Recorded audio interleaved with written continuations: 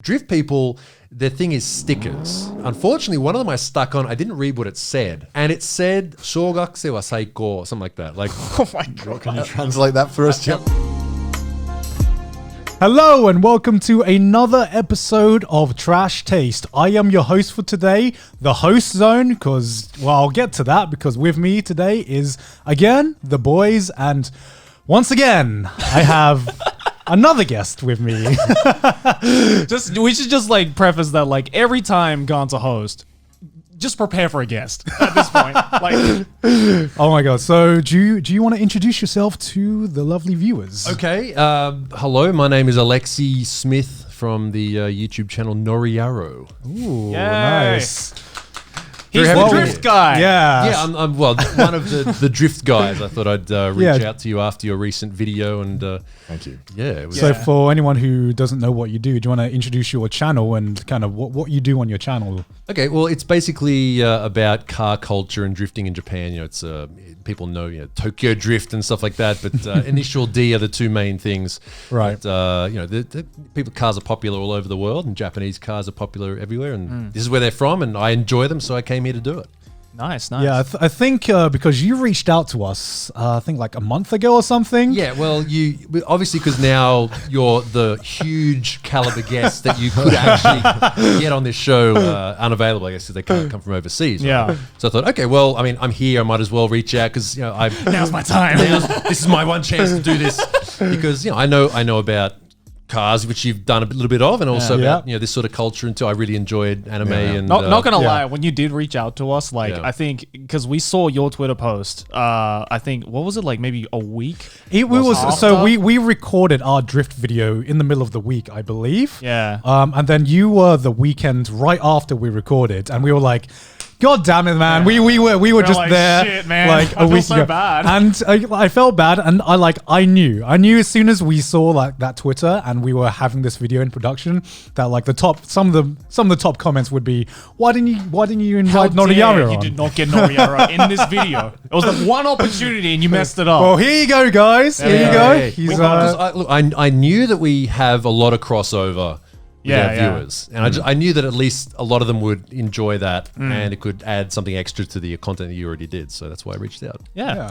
Perfect. Yeah, well, thank you very much for coming on the podcast. Thank you for having me on. And Yeah, that's great. we now have an actual like someone who experienced in drifting rather than just three idiots who are trying to drive manual for the first time. Well, two of us trying to drive manual. Yeah. And I would like to set the story straight, gentlemen. Go on. All the comments clowned on me, said that I broke two cars, and we have a guest here who's an expert, and actually you know the guy, right? What was his name? Because we didn't actually get it. Oh, you didn't actually get... okay, so the guy that took you for a ride in the big orange car with the carbon fiber helmet. The Drift King. The Drift King. His name is Naoto Suenaga, and he's one of the two members of... Well, a few members of Team Orange, which is why the car was orange. Right. Team Orange is the team which is based at Ebisu Circuit. The leader of the team is also the manager of the circuit as well. Right. And now Suenaga is one of the drivers for competition, and also there's another guy who drives with him as well. And they're both doing, I think, the two Team Orange drivers. One of them is currently in first place in the national drifting competition, and I think Suenaga's about fifth. So you're with one of the best drivers, Because arguably in the world. Yeah, because I remember we got a lot of comments on that video being like, do they not realize who the Drift King actually is? no, it was two comments. It was like, do they not realize the cars they are drifting in as well? Which were apparently some very special cars. We knew nothing going into we this. were like, I'll get the one with the spoiler, please. All the car enthusiasts like... So the guy you got, Naoto, he's a really cool guy. Like you notice that he was like laughing and smiling. Yeah. He's actually like that all the time. Like whenever he's drifting. Okay. Yeah. He's actually one of the videos on my channel. It's called High Speed Violent Drift, which is based around entirely his driving. I mean, that's the best way to explain what we went through. violent. Yeah. He's very quick. He's very good. Like the way it's like watching Bruce Lee. Like Yeah. It was nuts. And you told me that you were texting him, right? Because you have just before, yeah. Right. And you asked him what I'd done to the cars. Yeah. Do you want to explain to the audience Okay, I can be cleansed of my sins. be vindicated of. Okay, so breaking a car in drifting is not uncommon. It's obviously That's what I figured, right? Yeah, It feels like it felt pretty easy to fuck up a car. Yeah. doing what you do in a drift car is almost the exact opposite of what people tell you to do to a car to begin with. Yeah. And I think what happened with you was with the first car, which was an R33 Skyline. Is that special? Look, okay, all the cars that you drove are not available in any other country apart from Japan. Okay. Wow. Like originally being sold. Yeah, because I saw a lot of comments that were jealous that we were able to drive these cars, and I didn't know what was so special about them as well. The Skyline. I mean, people know the Skyline GTL. It's like sort of the apex, Japanese sports car that people want to get. So there's that. You didn't have the GTR. You had the GTST. It's like one step down, but it's rear-wheel drive. That's right. The other cars that you drove were they were both JZX 90 Mark II and JZX 100 Mark II. Right. And That's okay. Sorry. some people know what I'm talking about. So the what makes those cars special is the fact that they're turbo rear-wheel drive. They suit, which means the rear wheels spin instead of the front wheels. Right. It's good for drifting. And what those cars have become very popular recently, especially overseas, because like I said, they weren't sold overseas, but in countries like America, they can import cars that are up to over 25 years old. Right. And those cars are just coming up to 25 years old now. So everyone's like, I want to get one of these because you notice that the Toyotas were the last to break. The Nissan broke first. Toyotas, anyone who's driven a Camry or anything like that will know, like, they just last forever. Yeah. So they're popular. People are looking forward to getting them, so that's sort of why people were hyped. I actually drive one the same as the who drove the white car that was used. I drove my drift car is the same as that. the one that didn't break. Yeah, the one that lasted. The only one that lasted. So what was the diagnosis to the cars that I drove? Sunaga said that you probably broke a coil pack, Okay. which is it's like part of the electronics on this, which is what they said battery, right? Oh, It's part of the electronics. It sits on the engine and makes the spark that burns the fuel. Yeah. And Right. So normally when you drive a car, you're driving forward and you're not doing burnouts and spinning the wheels and not stopping all and the making a lot of time. heat and stuff like that. So that day was very hot. Yeah. You probably overheated the coil pack. So it sits on top of the engine, which is hot. And okay. I'm liking the sound of this. it got a bit too hot and had to take a lie down for a while. Yeah. So nothing serious. Nothing I didn't, serious, fuck- no. See, I thought I fucked the clutch or something, but I don't know if that's a It thing. sounded Can you do like that? it. It made like the worst sound I'd ever heard. It was like a kind I of mean, sound. those cars make weird noises all the time. Like, honestly, if you drive, like, if I jump in someone else's drift car and like just even drive it around, you have to spend the first 5 minutes going, okay, that's a normal noise, that's a normal noise. Figuring out which noises are okay. And then if usually the way it works is if something smells different or sounds dramatically different, then you probably have a problem after that. That makes sense. Because I remember when we first got into the cars for the first time, I mean, they were stripped bare. I'd never been in a car like that was just specifically designed for one purpose, and that was for drifting, And it felt like when I was turning on the engine, it was like coughing. It was like, and I was like, is this normal? But it sounded like, and it felt like these cars had been gone through a hell of a beating, which is what I guess they're designed they're for. for the school, for the Team Orange school, which is what you did. I've actually in the past been an assistant teacher, like a translator for in English for some of the higher level guests. Wow. Like, this is a while ago though. Yeah. Like we had a guy who was like investment banker for Barclays Bank or something like that. Wow. And he had he had Ferraris back home in England, and before he was being sent back home, back to his home office from the Japan office, he'd been asked by his secretary, is there anything you'd like to do, before we'd something we'd like to do? He said, I'd like to try drifting. So they set all this up and they sent him there on the train. I had to go pick him up. A lot of money. Yeah, it was like, this is like super high level guest, and he thoroughly enjoyed it. So we have all sorts of people. And so those cars have been through a lot of. I'd figured that those cars were a car, but I just assumed they were all bits and pieces that had been repaired and repaired and repaired, right?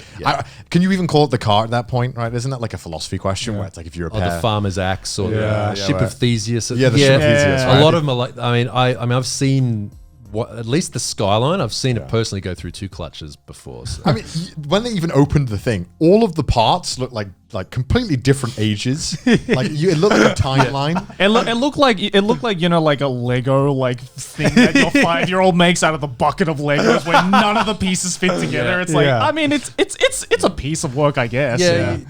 I mean, those cars are all. Unfortunately, all the best drift cars are starting to get quite old. Like they're all from 20, 30 years ago.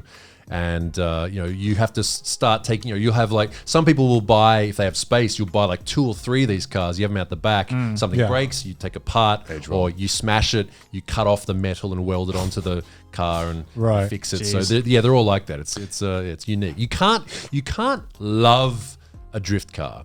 You can love you can have it's just kind of esoteric, but a drift car will have its own spirit. Right. But it's not related to the body of the car itself. The ghost of the drift. Yeah, because you might have to change the engine. You have to change the turbo. You have to change these parts. It's basically the whole part's getting changed. Yeah. So that's one car that I fucked, but it wasn't my fault in the end. Thank you. Yeah, we should. Second car.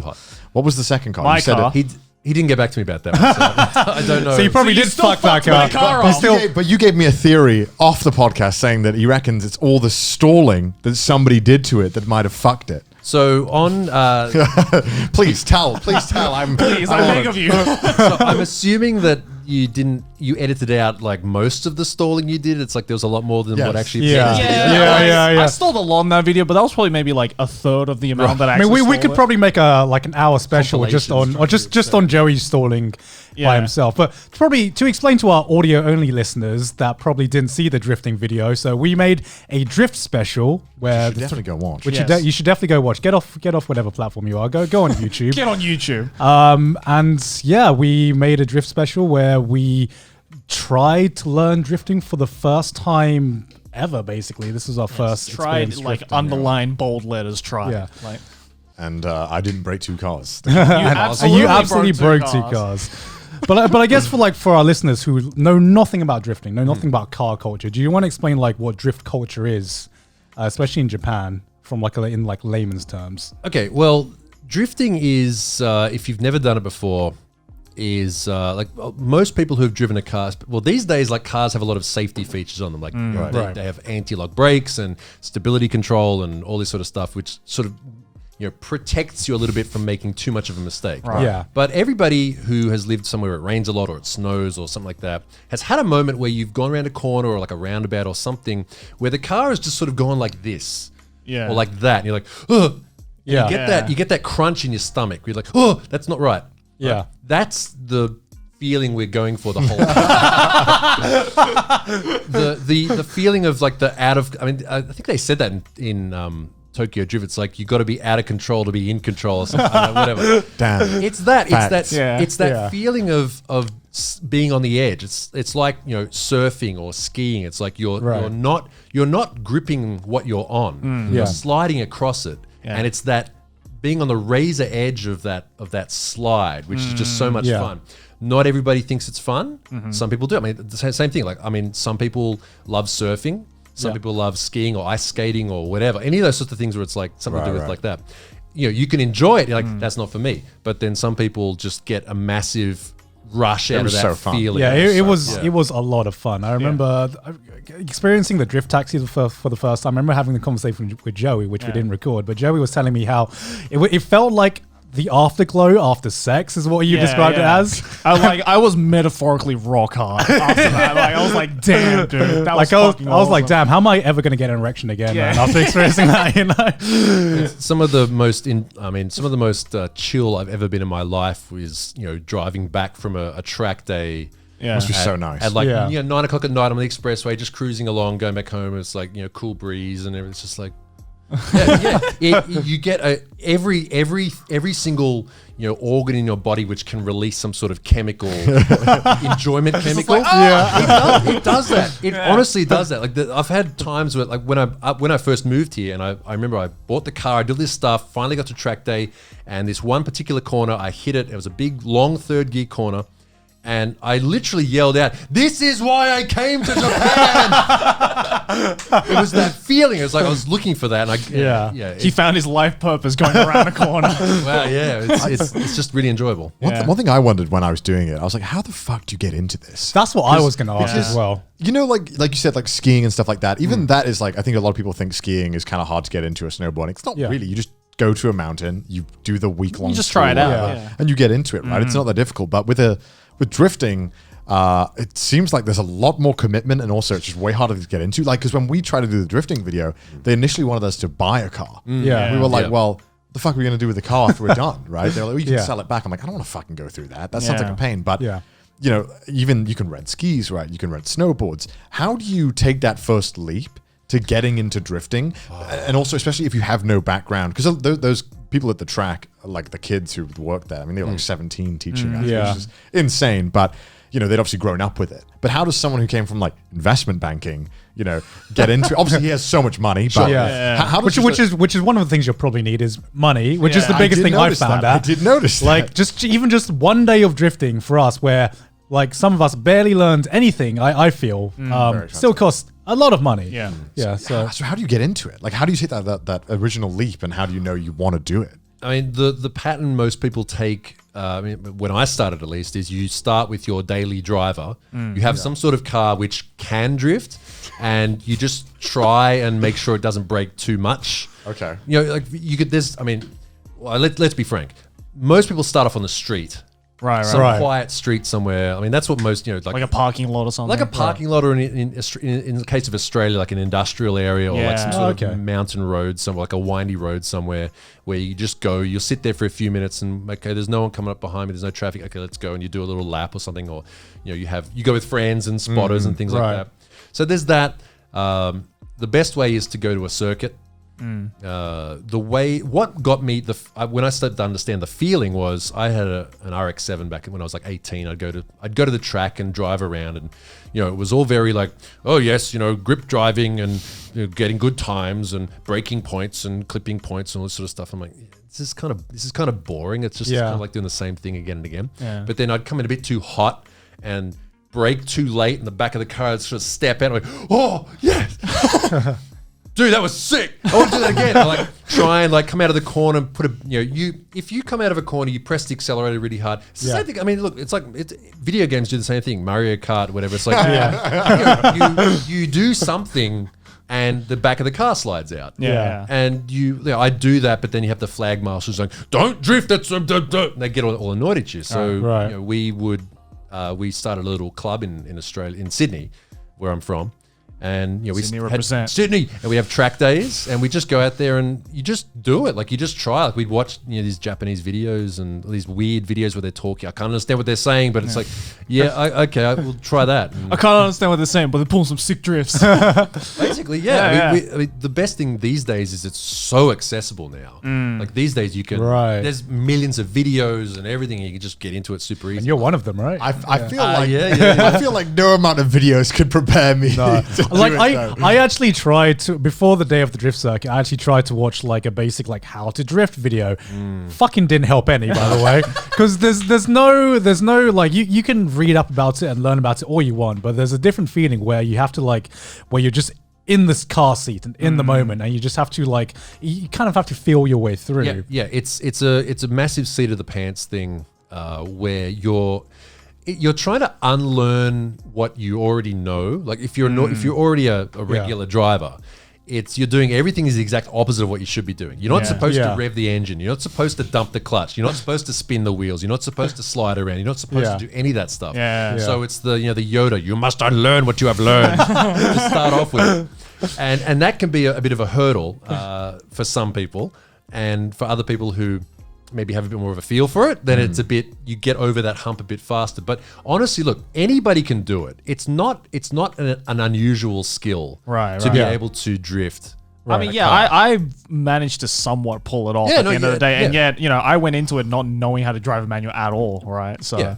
it's not an unusual skill, but I mean, the gap is obviously, as you said, like the commitment to keep doing it is a huge thing. Because you have to buy. I mean, I assume you have to buy a car dedicated to drift. You can't just Do people use that like daily commuter Yep, car? yep. They do? Some Can they drift? yeah. Oh, yeah, okay. yeah. You don't need a crazy car to be able to drift. You need some like minor modifications, but generally any rear-wheel drive car can drift reasonably easy. Yeah.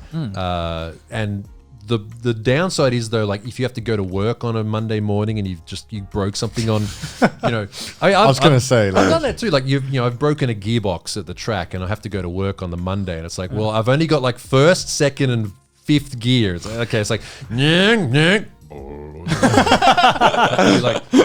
just go around me. I can't. Yeah, so there's that. But these days, people will have dedicated track cars, and again, that adds a whole extra level of money to it. Because I noticed when we were at Ebisu, there was so many like foreigner-friendly stuff, and it was like, come buy a car, just come drift here. Yeah. Ebisu, so the thing about Ebisu is very special. Ebisu is probably one of the. If Ebisu didn't exist, that'd be one less reason for me to originally move here. Right. So it's been around for a long time. A long time. Ebisu is the track that we were drifting at in case you didn't know. Yeah, Ebisu Circuit up in Fukushima. What makes it special is it's drift friendly. It has not one track, but many tracks with different styles. Seven? It's about 7. Yeah, I mean, there's some like open skid pans and stuff like that too. They're all different kinds of tracks. A lot of very famous drift videos. Like you watch a famous drift video, oh, that's where it was. Like especially you guys didn't go to it. There's a track called Minami, the South Circuit, which is infamous for being extremely difficult and extremely rewarding to drive. It's extremely dangerous. It's eaten. I've seen it break legs and ribs from people crashing there. I saw a guy right off his car, an American guy. On his second lap, he bought the car there. No. Second lap, he went over the entry and just went straight into the wall, bananaed the front end, done.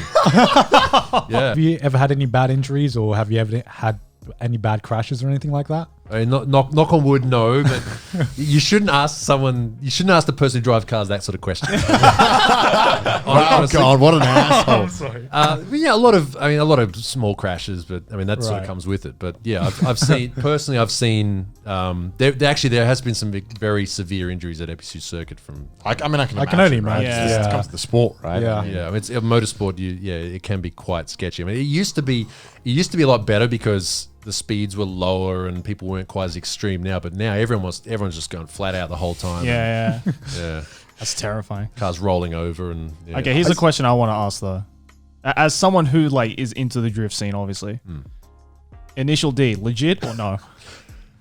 Okay. Because I've always wanted to know, like, because Initial D is like kind of put on this pedestal of like, yes, this is the drift anime. Yeah. And even though there's other ones like One Gun Midnight and like all these other great ones, it's always like Initial D is like the cream of the crop, right? Yep. So I want to know, like, as someone who's into that scene and who's probably watched a lot of Initial D. I've seen all of it. Yeah. Legit or not legit? Okay, that is like sort of saying like, okay, that's like saying someone who is like into computers saying, is hackers like, is that what it's actually like? Or like someone who's into surfing like, oh, is Point Break like, is that what it's actually like? Right. It's like, yes, it's based a lot on reality. Obviously, there's a lot of dramatization. Yeah. But honestly, Initial D is pretty good as far as that sort of stuff is concerned. Okay.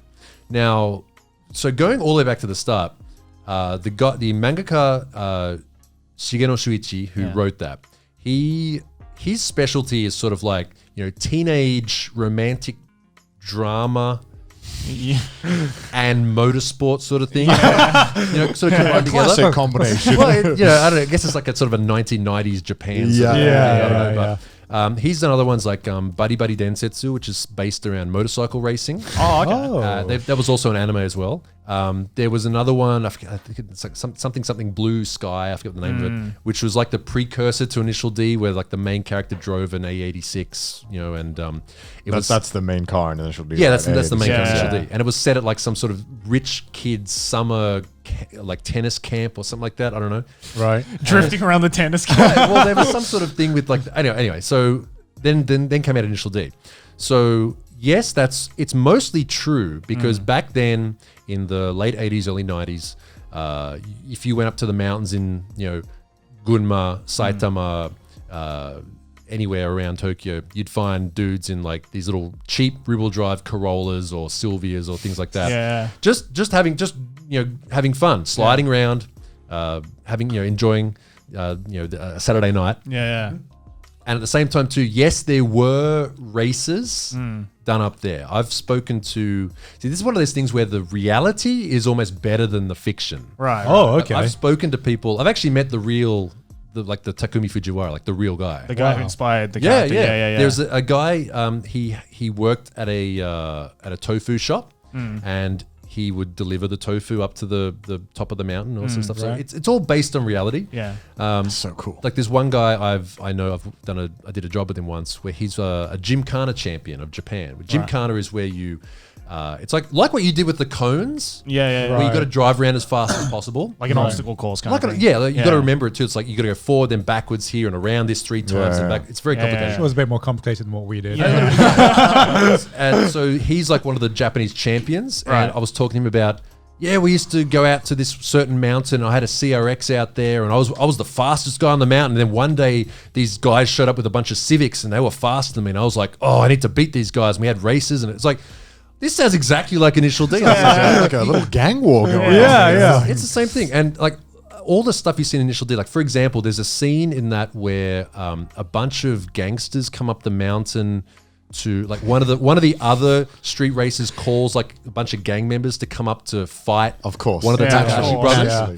And then they all see the Takahashi and they're like, oh, senpai, like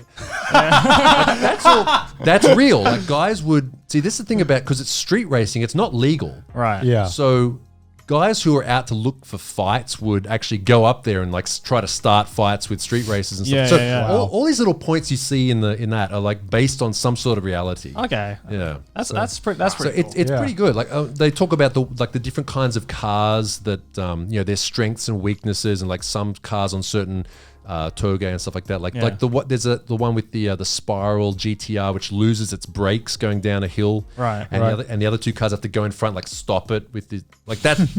I know someone who had to do that in real life. Oh my god. That's so cool. I was watching your videos and I saw there was just like an AE86 AE86 like meetup.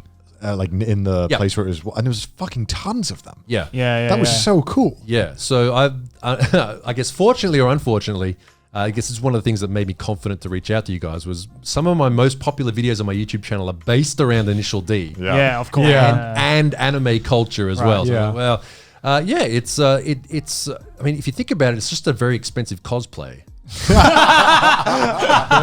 car cosplay. Yeah. It's like a weapon, but Yeah, like I mean, all the if you at that show there was the main characters, Corolla. There was the Takahashi brothers RX-7s.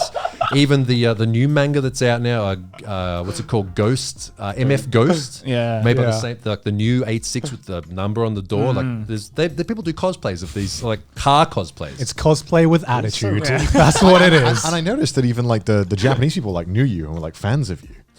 Oh yeah, I mean, because you're just like, because you go to these events so often, you kind of like I go to a lot of these events. Also, like a lot of my videos that I know are going to be popular with Japanese people, I have subtitles on them as well. So they watch big them. Brain move, big brain. Yeah, there's not a lot of car content being like car YouTubers in Japan. I mean, there are, but I think people often say that because I'm looking at it from a different perspective. Like, like I'm like, oh look, it's the Initial D car. It's like, because if a Japanese person does it, it's kind of cringy, I guess, to them. Yeah. It's like whatever. It's a little weird how they are like that with kind of anime. Their like, own, stuff that is a reference to an anime.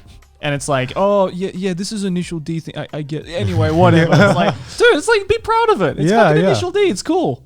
I mean, I guess for me, drifting has always been so ingrained in Japanese, Japanese culture and Japanese car culture, because if it wasn't for stuff like Initial D or like Tokyo Drift, I would have no idea about drifting. Yeah, like memes aside about Tokyo Drift, like it is legit the only reason I knew that Japan was famous for, as a kid. Talking to you dying inside. Talking to you about like the international drift scene, I'm gonna be honest, like I had no idea there was an international drift scene. I thought it was like all Japan and everyone was following that. Like it used to be like that. It's not right. I mean, nowadays, okay, so I've sort of come to peace with Initial D and Fast and Furious and that sort of stuff. Like it's like I mean, look, it's like anything where like you're into something and there's a movie about it and people go, oh yeah, I saw that movie. You're like, it's not like that. But the fact that it makes it's a wedge to open a conversation. People sort of understand. It's like, okay, I'm fine with it. It's the same thing with Tokyo Drift. Like the majority of that, I mean, you can probably look at the Japan side of it and go, no, that's not actually what it's like here. Yeah. But it is in certain ways. But people don't drift in car parks. Like I was going to say that's just very irresponsible. I mean, you see if you're going to see drifting in Tokyo, it's going to be like down on the docks in like the big open areas where trucks go. Like Wanga Midnight, for example. Like that sort of thing. I think they had a scene in Tokyo Drift at the docks. I'm pretty sure they did. They did. They actually did. Yeah. I couldn't. I did my research for this episode. I couldn't get over the car park scene though, because because you go into any car park in like Tokyo or whatever, like. You can barely drive. It's like the fucking Daihatsu boxes that ones can barely get through, and then you're like, what the fuck? That's probably the most inaccurate thing about that. But the rest of it, like the general theme of what they talk about is. Do you like the movie? That's a loaded question. I honestly, I think I would genuinely like the movie for its campiness if the main actor wasn't so fucking awful. Yeah. Fucking can't stand his accent. Every time he speaks Japanese, I do cringe. Right. It's so bad. There's a scene that's been cut out of the movie where they steal a bunch of tires from a petrol station. Right. And it's got what's the guy's little dog Snoop? What's the character's name? The actual actor. Nate Dogg? No. The guy in the movie. His like sidekick. His sidekick character. I know he's like a rapper. Yeah, he's a right? rapper. He's a rapper. Anyway, it'll be on screen. There's a scene where like he distracts the staff by he opens a drink and like because it doesn't have any fizz and he's like nani kore like it's so.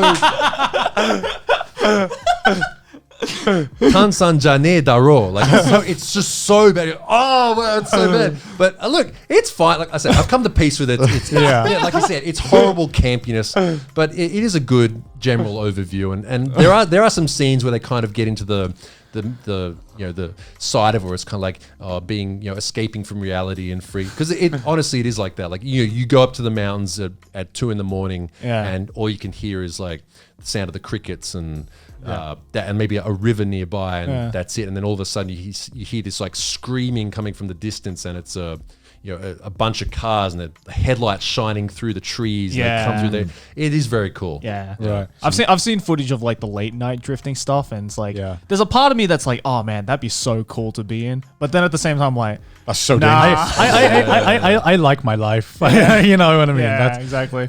Basically, what I'm getting out of this is like Initial D isn't realistic enough compared to Tokyo Drift. Look, man, I think the reality of all this sort of stuff. It's the same thing with the Wanga Midnight, the freeway racing. Like the stories that I've heard. See, a lot of those guys don't want to talk about it too because they just want to keep it buried in the past and secret. But when you can get them talking, like if they've been drinking and stuff like that, like you're just sitting there going, wow, holy shit. How are you still alive? Yeah. Wow.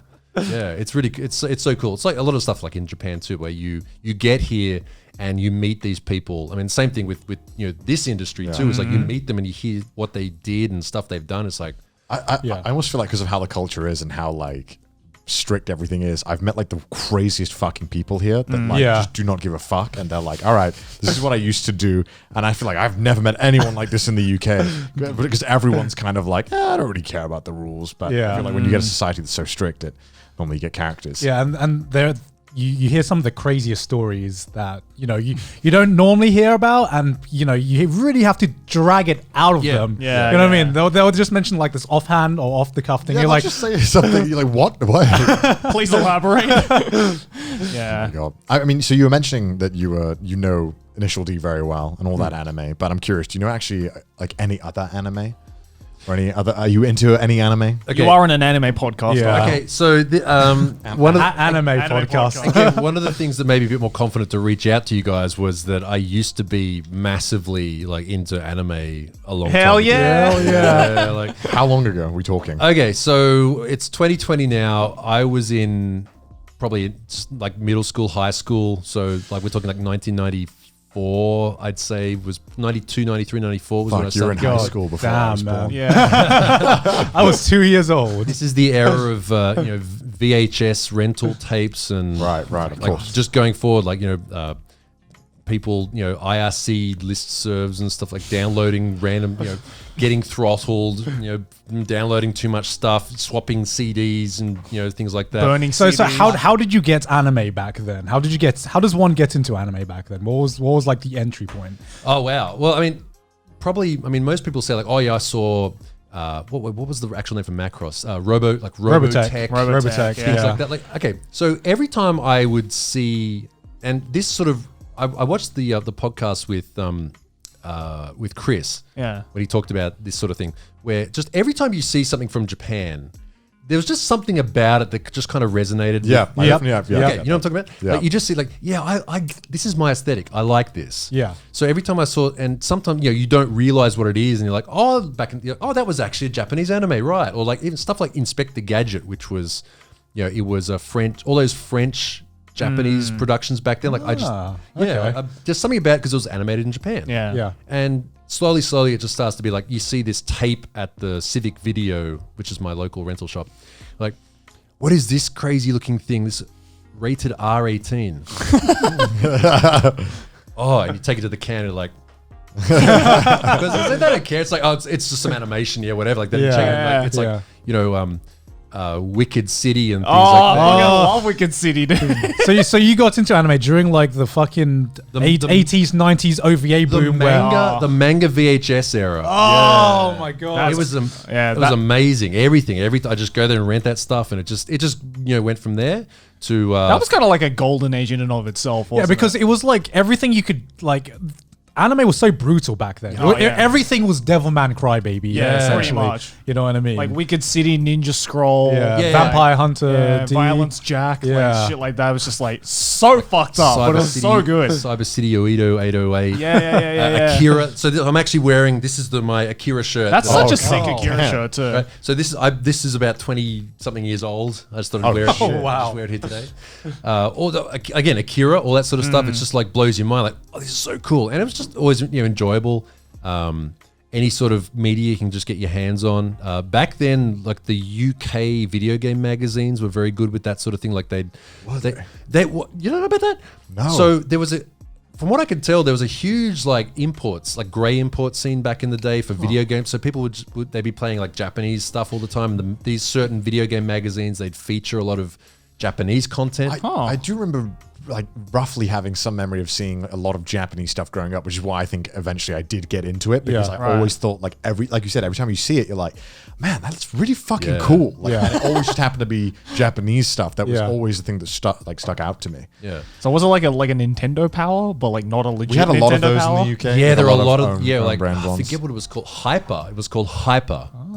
That sounds familiar. Yeah, it was. I'm pretty sure it was a magazine called Hyper, and I managed to find a big like download dump of it a while ago, like every issue scanned. I was like, oh yeah, I remember this. Gaming publications in the UK and stuff like that were huge for a very long time. CV and G or whatever it was called. I can't remember, but I remember that CNVG, there was yeah. just like everyone had demo discs from the magazine. Yeah. I remember those days. The PS1 demo discs Yeah, that you get with the PS1, PS2. free That in magazine. Australia too, we didn't did have that. We did Yeah. have that. And just stuff would be, there'd be like some sort of video game where you'd see it and it's like you'd find out later, like, oh, that was actually it was like a Japanese game. Yeah. Like, Yeah. that particular sort of thing, right? Yeah. So I mean, look, it snowballed from there. I didn't have any friends who were into it in Same. my school. Nobody, not Oh, even yeah. like maybe like one kid from Hong Kong who like kind of like Dragon Ball. Like that was Why is it always Dragon Ball? yeah, I know. So yeah, you have like some of the little cards, whatever. Anyway. Yeah. And it got to the point where it was things like going to specialty shops and like ordering. Like I say, I remember I bought the when Evangelion came out, like the movie. Yeah. I ordered the VHS tape because it first came out on VHS. Yeah.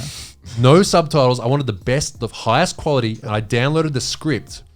So You're like reading a lot. my original experience of the Eva movie was sitting there going, You were fan subbing yourself. I was there, yeah. You were like live fan subbing Yeah. Evangelion. That's crazy. Oh my god. Dude, I swear, I feel that, but like this is embarrassing. When I watched fucking like Shakespeare and like the Globe Theatre, I couldn't fucking understand because they talk in like an older version. I don't know what type of English it's called. Ye old speak. Ye olde And it was English. just like, I was like fucking online, like following the story. I'm like, oh, this is that part. Oh. I couldn't understand a fucking thing, but obviously yours is a lot more understandable. No, same thing, but you get it. It's like, but unfortunately, there's that one scene where, can I spoil it or not? Is it old enough? It's Spoiler alert. Yeah. Also, it's fucking Ava. Yeah. Why haven't you watched Ava yet? Where Asuka gets stabbed through the head and they're ripped apart. Yeah, right? I accidentally read that too early. And she's like one of my favorite. She's like one of my favorite characters. Like, Eva gets violently ripped apart. I'm like, oh, and then they all die. I remember feeling. It was like 2 a.m. because I remember feeling sick. I was like, "Oh my god!" Yeah, it was a thing, man. Like, yeah. So it just that was a brutal scene too. Yeah. Yeah. So anyway, so it went from there. Then How long you spoiled yourself on a script? I feel old when I talk about hard-coded fan subs. You know what I mean? Yeah, right. And now we're talking about fuck hard-coded fan subs. How about printed paper fan subs? So you printed out like 25 sheets of paper. it was about that thing. It was Did they have like translator notes and everything to like? No, it was pretty good. Means plan. It was pretty good. Like it was designed for people to read and watch. Like they typeset it pretty well. Yeah, it was. That's crazy. I downloaded it off like some something like some weird website. So you're like more of an OG anime fan than any of us. Dude, we'd do things like where we'd swap VHS tapes. Like what you do is watch. Yeah, I've heard about you'd that. have like your list of all your content. You'd have that like somewhere, and then people you're friends with, like they'd say, "Hey, I want that. What do you want from mine?" And you'd make a copy of the tape and send it to each other. That's so fun. I want to ask, like, because we, like, growing up, we had the problem of, like, our anime was, for example, on YouTube, and sometimes there would be, like, an episode or a part of an episode that wasn't uploaded. Right. What was it like for you, where you had to actually get physical VHS tapes? Did you have to, like, watch anime episodes out of order, or like if some episodes were available, you just get them anyway? I think I mean, because the thing about that is it's much easier to delete things than, so that's why like something would get copyrighted or whatever. I don't know, whatever, someone's channel would go down. Yeah. But back then, like everybody had like physical media. So it all like exists. Like it's not going to disappear. So as long as you didn't lose the physical tape. As long as you had it, it's like it's there and you know that someone else has it. Like they can just make a copy and send it to you. So physically. Yeah.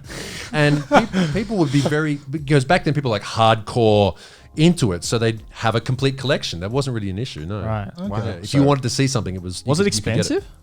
Oh man, I don't even know how much I've spent. Like, right. Because I people out here complaining about a $6 monthly subscription. Yeah. If I could pay that $6 a month back then for almost unlimited, content. Wow, that's how much did you have so how much did you have to pay for like a single VHS tape then, or like if you wanted to watch an anime, a series, what would that cost? Okay, so the best thing was when the Australian distributors like Madman and stuff started to make, because the Japanese discs would have like 2 or 3 episodes a disc, and it'd be like $60. Yeah, it's like that to this day as well. It is, right. I just don't get it. Whereas overseas, that's the best thing. Like America and other countries where they make, it's like the whole season on one thing. It's like that's how it should be. Right. And it's still good quality and it's subtitled and everything. So, I mean, but I didn't really spend money on anything else. Like it was just. I didn't go. That was just like, are you into drugs, son? Anime. Didn't go drinking, didn't do any of that sort of stuff. You went from one expensive hobby to another, man. So that makes me curious then. How did you, because obviously I've seen in your videos as well, you can speak Japanese, like, I mean, much better than me and Gon, like 100%. How did you, were you learning Japanese before you moved to Japan? And also when did you move to Japan? And like what made you do that? So I used to work at a car magazine in Australia. Okay. So but originally, what I did was went to university, didn't like that, studied. Just is that quick? You're like 2 lessons in, I'm done. Look, it'd be like that. It do be like that. I took a smoke break. It just never came back. I was just like, it's like whatever. It's just something to do. I don't know what I want to do. And so I in the meantime, while I was doing that, I was studying animation. All right. Like actual, like physical with pieces of paper. And so I was super hardcore into this sort of stuff. Yeah. So, I had my own thing and I was doing like little test things or whatever. So then I started to learn 3D animation. And this is back when, if you heard of the program Maya. Oh, yeah. Maya, this is like Maya, I was learning on like Maya 1.5 or something. Oh Like, my God. yeah, like original. It was running on IRIX boxes, which is a Silicon Graphics IRIX, which is like a Unix, proprietary Unix system. Right, Like, this is right. all, and one box would be like $12,000. Jesus. Yeah, to learn on. So I learned this 3D software because I wanted to do animation. Like, that's what I liked. Yeah. And did that. Got jobs doing that, which paid really well back then because no one knew how to do it. Very And specialized. yeah, it was very. You had to be. You had to churn out content real quick.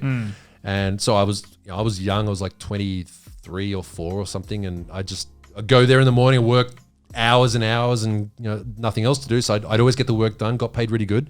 Bought lots of anime. Go home, watch anime. So yeah, it was good. So then I got kind of burned out on that. Right. It wasn't what I'd imagined. It was a lot of like. How long were you doing that for? Probably about 5-6 years. Oh, wow. It was good. Yeah. But it's very high, the crunches and things like that. Like Yeah. here, like they just shovel content. Here, do all this stuff. And you're like, this sucks. And you just sit there all day. But at the same time, I've got my headphones on, listening to Japanese lessons, listening to, because for some reason, like I think if you're doing creative work and language, it doesn't mix in your Right. head. Yeah. I could sort of listen. Konnichiwa. Oh, Mr. Yamada-san. 久しぶりですね. お元気ですか? Like just again and again and again. So it just stuck Right. while I'm doing that. So then got burned out on that. Came to Japan. I wanted to do anime stuff and car stuff. Right. How did you come here? Like, what was the process like? Did you get a No, I just a tourist. Oh, just tourist. Okay. Originally, right. just as a tourist.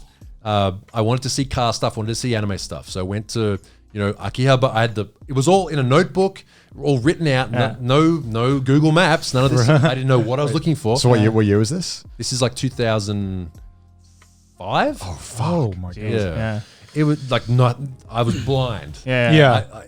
I had 2 friends who'd been to Japan. One who'd done car stuff. One he'd sort of gone to Akihabara. Yeah. Yeah. So he's like drawing me hand-drawn maps of like, okay, so this is the Laox building, and if you turn this way, there's the bridge, and you walk that way because that's where all the stuff is. Like, okay, because I didn't have any friends who wanted to do car stuff and anime stuff, so I was by Yeah. myself.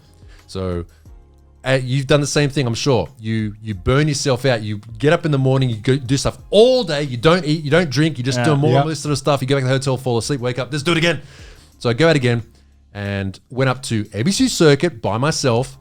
And So you went all the way to Fukushima by yourself? Drove there or no, I took the train. Okay. I was blind. A friend of mine who worked at a magazine, actually he's a friend of a friend, he worked at a magazine, and I just said, he sort of knew who I was, so I messaged him, I emailed him, said, hey, can you tell me how to get to Ebisu Circuit? He said, just go to Nihonmatsu Station and just get in a taxi and just say Ebisu Circuit. I'm like, okay. He said, oh, are you going there? I'm like, yeah.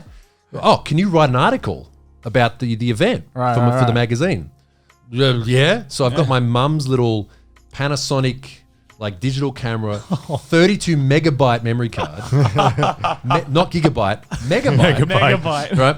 So I go up there, I see the event, just blows my mind. Yeah. All this Yeah. cool stuff. It was a big competition, which I now do the commentary for, which is kind of cool. Yeah. That's full circle. Yeah. So go back. I write this article, and I was like, "Oh, that was really good." And then a few weeks, about a month later, they're like, "Do you want a job?" Yes, I'm sick of doing 3D. I hate it. Yeah. So I started working in the magazine, and every chance I could, I come to Japan, and this is how we did it. This is how people have to remember this sort of stuff. You somehow make money when you come here, Right. if you can. Like people do that by making YouTube videos and stuff like that. Right. That Yeah, sort of yeah, stuff. yeah. So what I did was I would come here, I'd go do car stuff, I'd take photos of it, write articles, go back, and I get paid for going on holiday. Right.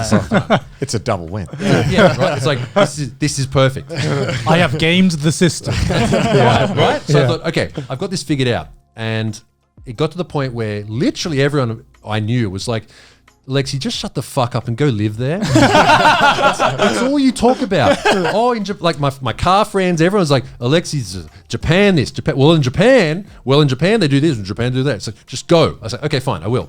So working holiday visa. Right. 18 months. Okay, I'm gonna quit everything, sell everything. I'm gonna live there for a year and a half. If it works out, I've had a good holiday. I can just shut up about it and get it out of my system. Yeah. If not, we'll see what happens. Yeah. So came here and just did the same thing. Just went around shooting articles, writing things, selling them to magazines, selling them to all around the world in English, and it just sort of built up from there. So like taking photos. Oh, look at these cool random photos I've taken of this cool stuff. I'll make a WordPress blog, which is what everybody did back then. Yeah. This is like 2008. Yeah. Okay, WordPress blog. Then at the same time, so that became a popular thing.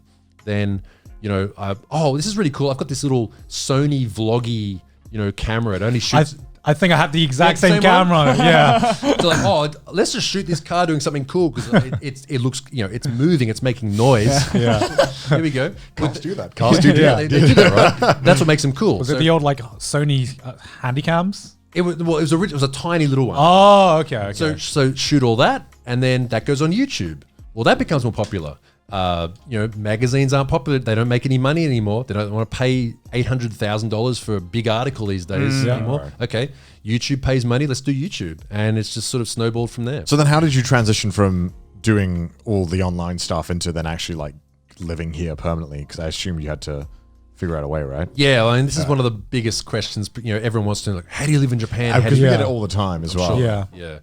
I mean, it's a difficult thing because there's so many people. I'm sure you've had the same experience. Like people who are living here, it's like, how are you living here? Like you think like, do you have to do something to It's like, be? what do you do? I have met some people where I'm like, how? Yeah, it's like what visa do you have? How have you coined? How have you gamed the system in your own way, right? And it's sort of like you're not supposed to ask that question. Like what visa you're on? How are you here? Like because look, some people just they're lucky. Like my father is Japanese. I got a visa. Or, Or like I'm not lucky. You know what I mean? Like I'm not saying it's a bad thing. Yeah.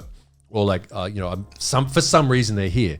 So the way I did it was so originally working holiday visa, and then when that started to run out, I thought, okay, I need to do something. And I had a friend who lived up in Sendai, who was a French guy, and he was actually running a French magazine. He was running the magazine as the editor from Japan. Oh, okay. So he was just getting all this content from Japan, just editing it. Yeah, and so he was on a journalist visa. Oh, okay. Right. So I thought, he said, you should do the journalist visa. It's very easy. So, sorry, JC, that's a bad representation of you. But so I thought, okay, maybe I can do this. So I applied for everything. Now, remember when the earthquake happened? Oh, you weren't here when the earthquake happened. The earthquake. 2011. Yeah. The earthquake happened. Right. And I'd already sort of renewed once and it worked. And I thought, okay, I don't know if I can do this again.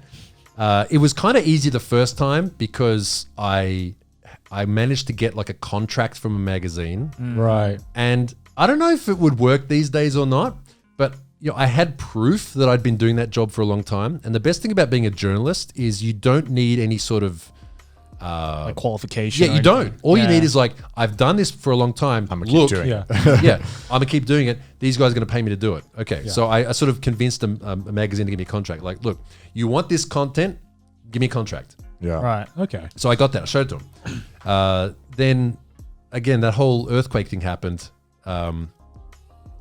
And this was like literally at the same time I was meant to renew. I thought, oh no, what if they cancel me or... Right. So I mean, look, everyone. I don't know about you guys. It's in like a panic state, right? Yeah. Dude, it's all. Yeah, what was that like? Okay, when it wasn't bad for me because all I did was just sort of sit at home for like a month and just do nothing. I just thought, look, I'm just going to stay the hell out of it. Yeah. Until I need to do something. Actually, I did go and help a friend who was at Ebisu, who had a lot of trouble with stuff falling down the hill, like it collapsed. And anyway. Yeah. Right. So I thought, okay, I don't want to leave. If I leave now, probably not going to come back. Yeah. Right. Because a lot of, the whole, you ever heard fly-gin? You heard that term? Like, No. Yeah, it was like, so foreigners who left Japan when the earthquake happened, it was like, I'm out. Let me. Is that a real thing? A lot of foreigners left. Yeah. Well, okay. It was kind of a derogatory thing. It's like, yeah, you left. It's like I honestly don't blame people who did that because it was that bad. Understandable. Have a nice I day. see footage of it, but it's so hard to like actually get a sense of it because even the small earthquakes here kind of like throw me off sometimes. Yeah. So I can only imagine what an earthquake of that magnitude would do. I don't know if I don't think people can quote me on this, but wasn't it like one of the most like financially it was one of the most like devastating earthquakes / tsunamis of like all time or something? Well, probably the deadliest. Yeah, not the deadliest. Sorry, not the deadliest. The one that but did the most damage. It was I think it like caused the most damage like financially. It It really caused a lot of problems. Like really fucked up the Japanese economy. Depending on how severe I hear it was, is depending on who I ask and where they were at the time. Yeah. Because some people said like, I've been told this, like, it wasn't that bad. Things just started falling. yeah. No, it was bad. Other people but like, so that's what I'm saying, right? It depends on who you ask and where they were at the time. Right. Because obviously if someone experienced it and it wasn't bad for them, they probably think like, I mean, it was on like was on- every yeah, country I know, you were but on it- news. Like it was, it was fucking worldwide no, news. I know. I'm not saying it's not. What I'm asking Yeah. is like, how was it for like you? Because everyone I've seemed to ask so far has such a different explanation of how me, it was for them. Personally, I mean, when it actually happened, I was I was just doing some washing at the time. It was like because it's like in the afternoon. Yeah. I thought I'm going to take it down to the laundromat and get the dryer going, and something I was going to hang up as well, and the windows started rattling. I'm like, oh, it's windy. Good, I can get my Probably fucking wash these. I can hang my sheets out and get them to dry. And then all of a sudden, everything started. I was on the second floor of a house that I used to live in out in Saitama, and it started to move. I'm like, oh, earthquake. Okay. What do I do? Okay, stand in the. So I stood in the door frame. Right. That's what you're supposed to do, I guess. I think that's what you're supposed to do. And it started to. It's just doing this, and I'm like, okay, this is bad. Wait, I'm supposed to be a media guy. Where's my camera? So I grabbed my bloggy again. Yeah. And I caught the last like 20 seconds of it on video, and like I aimed out the window. All the lines are the power lines are doing this, and it's rattling, and it's just crazy. And I remember it like that too. And then it's just kind of stopped, and there was a guy doing a delivery, like a Kuroneko guy over the road, and he just kept doing that stamp it. Here you go. And I'm like, like nothing happened. is anything going to happen? And I'm looking at, there's no smoke rising. It's okay. It should be okay.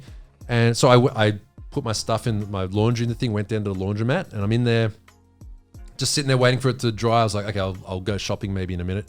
And these kids walk past the window outside wearing those hats, the foam borsei like zucchini. Yeah, hat. it's like this like kind of It's like a triangular. It's like a bandana looking thing that they wear, and it's supposed to be fireproof. Yeah, And like kids, like elementary school kids, wear it to like kind of protect themselves. it's like a during Red Riding earthquakes. Hood, but it's Yeah. like thick foam with like made of Yeah. reflective, like an old fireman's hat sort of Yeah. thing. Oh my god, yeah, in the UK, they're like fucking get on with it. What are you doing? Well, I mean, there's nothing that happens in the UK that's big enough to be Yeah. worried about, right? They all walk past the window. I'm like, what the hell are these? Oh, they're wearing those things. Okay. And then in the laundromat, there's TV. Sometimes there's a TV. Yeah. Right. And I look up, and there's the big black wall of death just eating towns. Yeah, I'm like, yeah. Wow. oh shit! I better go and buy some food or something. So I went to the supermarket and just bought a bunch of food. And I thought, okay, and a slab of beer. I thought, Might be a long night. well, I thought, finally stuck at home, and so it was okay for me. Like the worst thing for doing car content was there was no fuel. Yeah. They just all the fuel got cut off. So I was Yeah. like, okay. And what I actually did that month was I had enough of an internet presence then to say, because I had a regular column in a Japanese magazine actually, and I said, hey everyone, send me a picture of your foreign drift car. And I got people to make my content for me. Yeah, at right. that point. But You're a pro YouTuber. yeah. God damn. But up in Tohoku, like up where, especially Right, where right, where it Ebisu was is, the epicenter as well. I had to go up there to help a friend just. So recover you some- weren't Right. in Sendai when it actually happened. Like, No, I wasn't up there. Yeah, no, but because my grandma lives in Sendai, so really? she like Yeah, well, because what I've heard is that from people who were in Sendai near the epicenter, it was awful. Yeah. But then I've heard a lot of people in Tokyo who were like, yeah, things were shaking. Yeah, well, Yeah. I mean, for my grandma, it was kind of like half because like she lives on like quite a big like apartment place, right? Yeah, And I yeah. think she was on like the 13th or 14th floor or something. And like obviously, the higher up on the building you are, right, the more more it's it's gonna shake. As we So the found shaking out. was Yeah. bad, but like it didn't break anything. Like she didn't get injured or whatever. But then she did tell me that like it was really scary that after the rattling kind of stopped. And she picked herself back up and looked out the window. She could actually see the tsunami coming over the horizon. Oh my god. And then she was like, oh shit. And so she turned the TV on, and then that really famous like footage, right, of the black wall was just Wait, what is the black wall? it's Well, I just made I just made that up. Yeah, But It's the tsunami was just like a big churning dark mess of water It wasn't and like this like debris. one big wave Yeah. that most people think it is. It was kind of just this rush of water that just Coming in. swept because over of like everything. because it was just taking all the debris with it, right? So it's just like it just turned into a black wall of like destruction because it wasn't like it was hardly water anymore because it was just like all the gunk that it would have hit it And taken just up all with the it. houses that were along the coast were just getting crushed as, Yeah. this thing came over, and it was horrible. Meanwhile, international people were like, but my anime, Yeah. Because I remember like Pokemon got delayed or something. Madoka Yeah. got delayed. And people were like losing their like, I can't believe this is stopping the anime. And it's like, It's like it's like fuck you. I mean, they did. Trains were cancelled for a while, and they had rolling blackouts. Yeah. Right. Luckily, because the grid that I was on at my house was the same grid as a big hospital and a Japanese military base, so we never got a cut. Right. But here's the thing. So what I was saying before was I had to renew my visa. And at that point, you had to get a re-entry visa to come back into the country. Right. Which meant you have to go to the visa center, get like a $20 stamp in your thing, in your passport. So if you leave the country, you can come back. And everyone's leaving because it's like, well, there's radiation landing on Tokyo. Yeah, I mean, understandably. Yeah. So, and I thought, okay, fine. But I was like trying to renew my thing at the same time. So I went to the visa center at like 3 p.m, which is a bad idea. I drove there out in Saitama. Right. And the queue was about 300 meters long of people. I thought, What is this, Anime Expo? I thought, okay, here's what I have to do. Okay, I have to come back tomorrow morning before the first train. Yeah. So my car, because my car ran on premium fuel, this is a drift car. Right. No fuel. I like it to mention. But there's Just reminding you, I'm a drift car. It was a drift car. Okay, so I begged my friend, like, please lend me your little K car, your little small compact car, so I can drive it there before the first train, so I can get in line. Get there. There's already about maybe 50 meters of people lined up. Oh my god! I didn't get in the front door until I lined up at like maybe 4:30 in the morning. Didn't get there in the front door until 2 p.m. And then as soon as I got in the front door, everyone's going to the left. I go to the right to renew. Right. And I walk up. There's no one at the counter because they're all busy over here. I'm like, Right.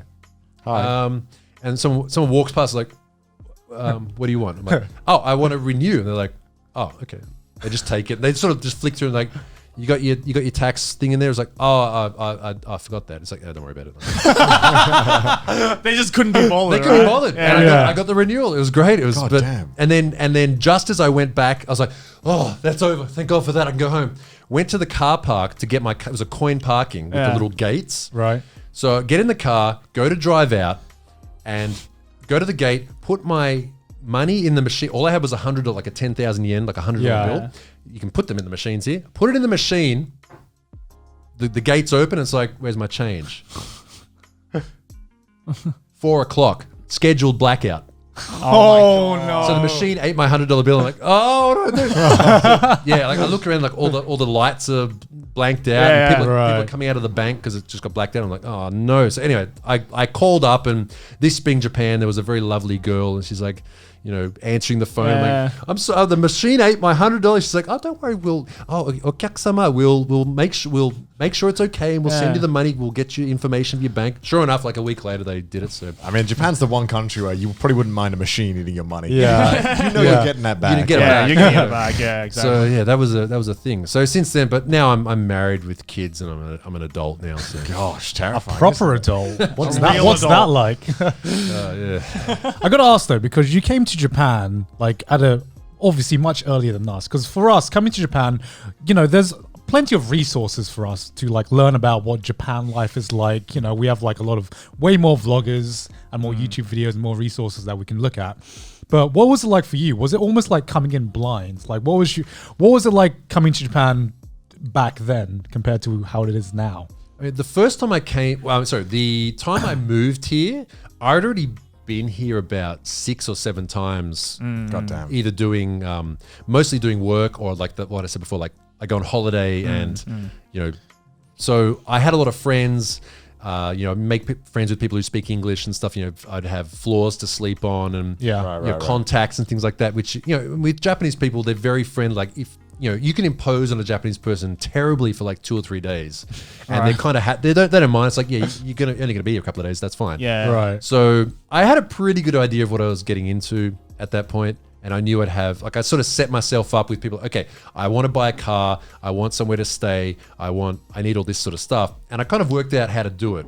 So it wasn't really that bad, and I knew I bought a kick-ass laptop. We've got internet.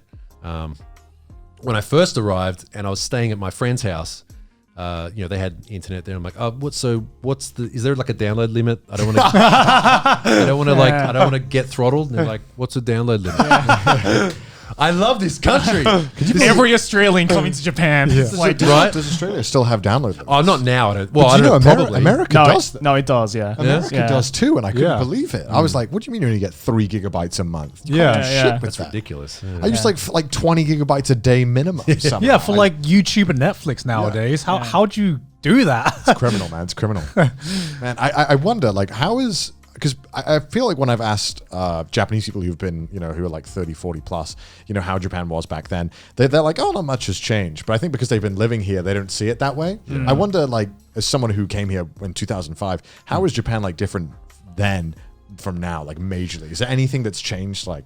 The biggest thing, I mean, there's been quite a few changes in the past year, honestly. Sure. Pretty obvious to you guys, but as from a foreigner's point of view, accessibility to everything is just wide open now. Yeah. You want to know how to get to random little place?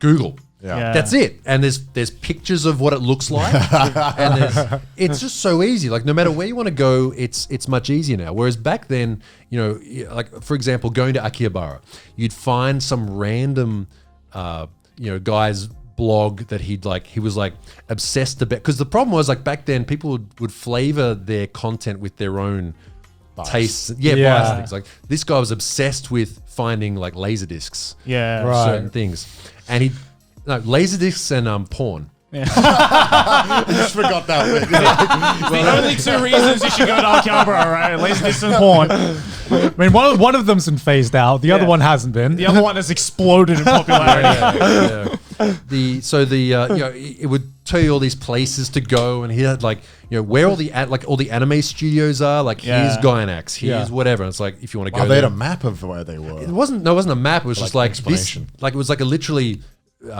Directions from the closest station, like walk to this corner and turn left. That's here. creepy. Yeah, it was weird, but I mean, it's you just how it is. You just find things. Like I've still got the first notebook of like my first trip. There's a lot of like printed out maps and handwritten notes and things like that. It's How do like, you navigate a handwritten map of Akihabara? Like looking through Google Maps is already confusing. Yeah. You just walk down the street and Just hope for the best.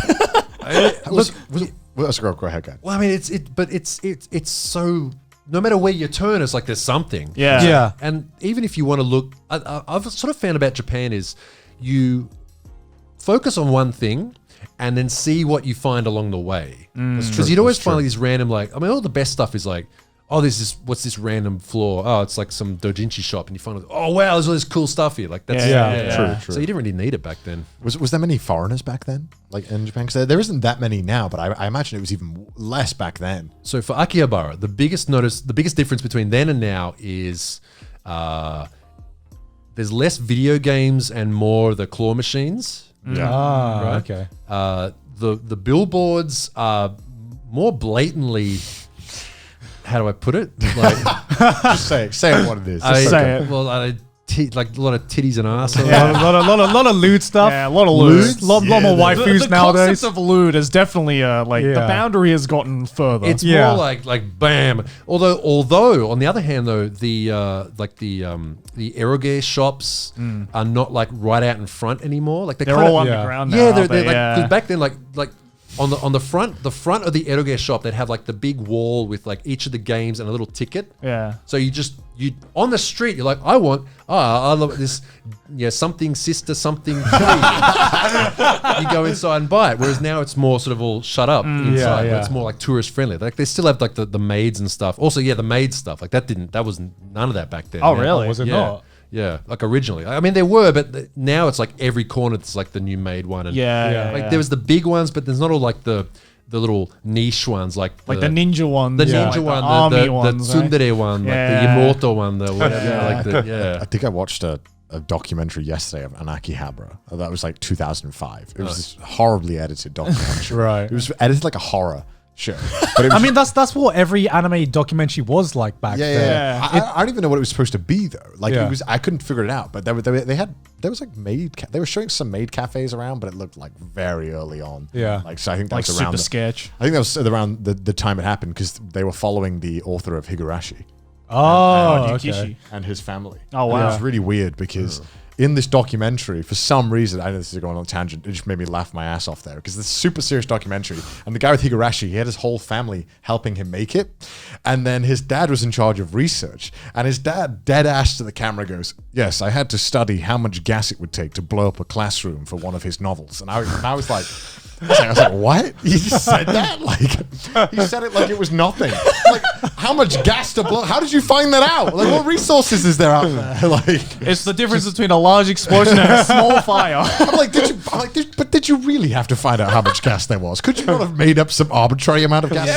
Who is gonna read Higurashi and like fact check? It's like I don't believe that's the right amount of gas to blow this classroom up. Yeah, I mean, come on. Like, modern day America hadn't happened yet. Come on. I mean, you want to be factually correct in like how to fucking kill bodies, right? How to display. Weird. Like, Sorry, I just put a tangent, but that was just about a documentary 2005. Yeah, it was slightly different then. I mean, even more of the old electronic stuff was still. I mean, there still is now, but I thought that was cool. Like That was the main stuff, though, right? Yeah, like you turn down some random alley and it's all like Blade Runner electronics and Yeah. stuff. Everything. Yeah. Like, oh wow, this is really cool. Because my dad, like when he first came to Japan, it was like in the mid 90s, like kind of early to mid 90s, like before I was born.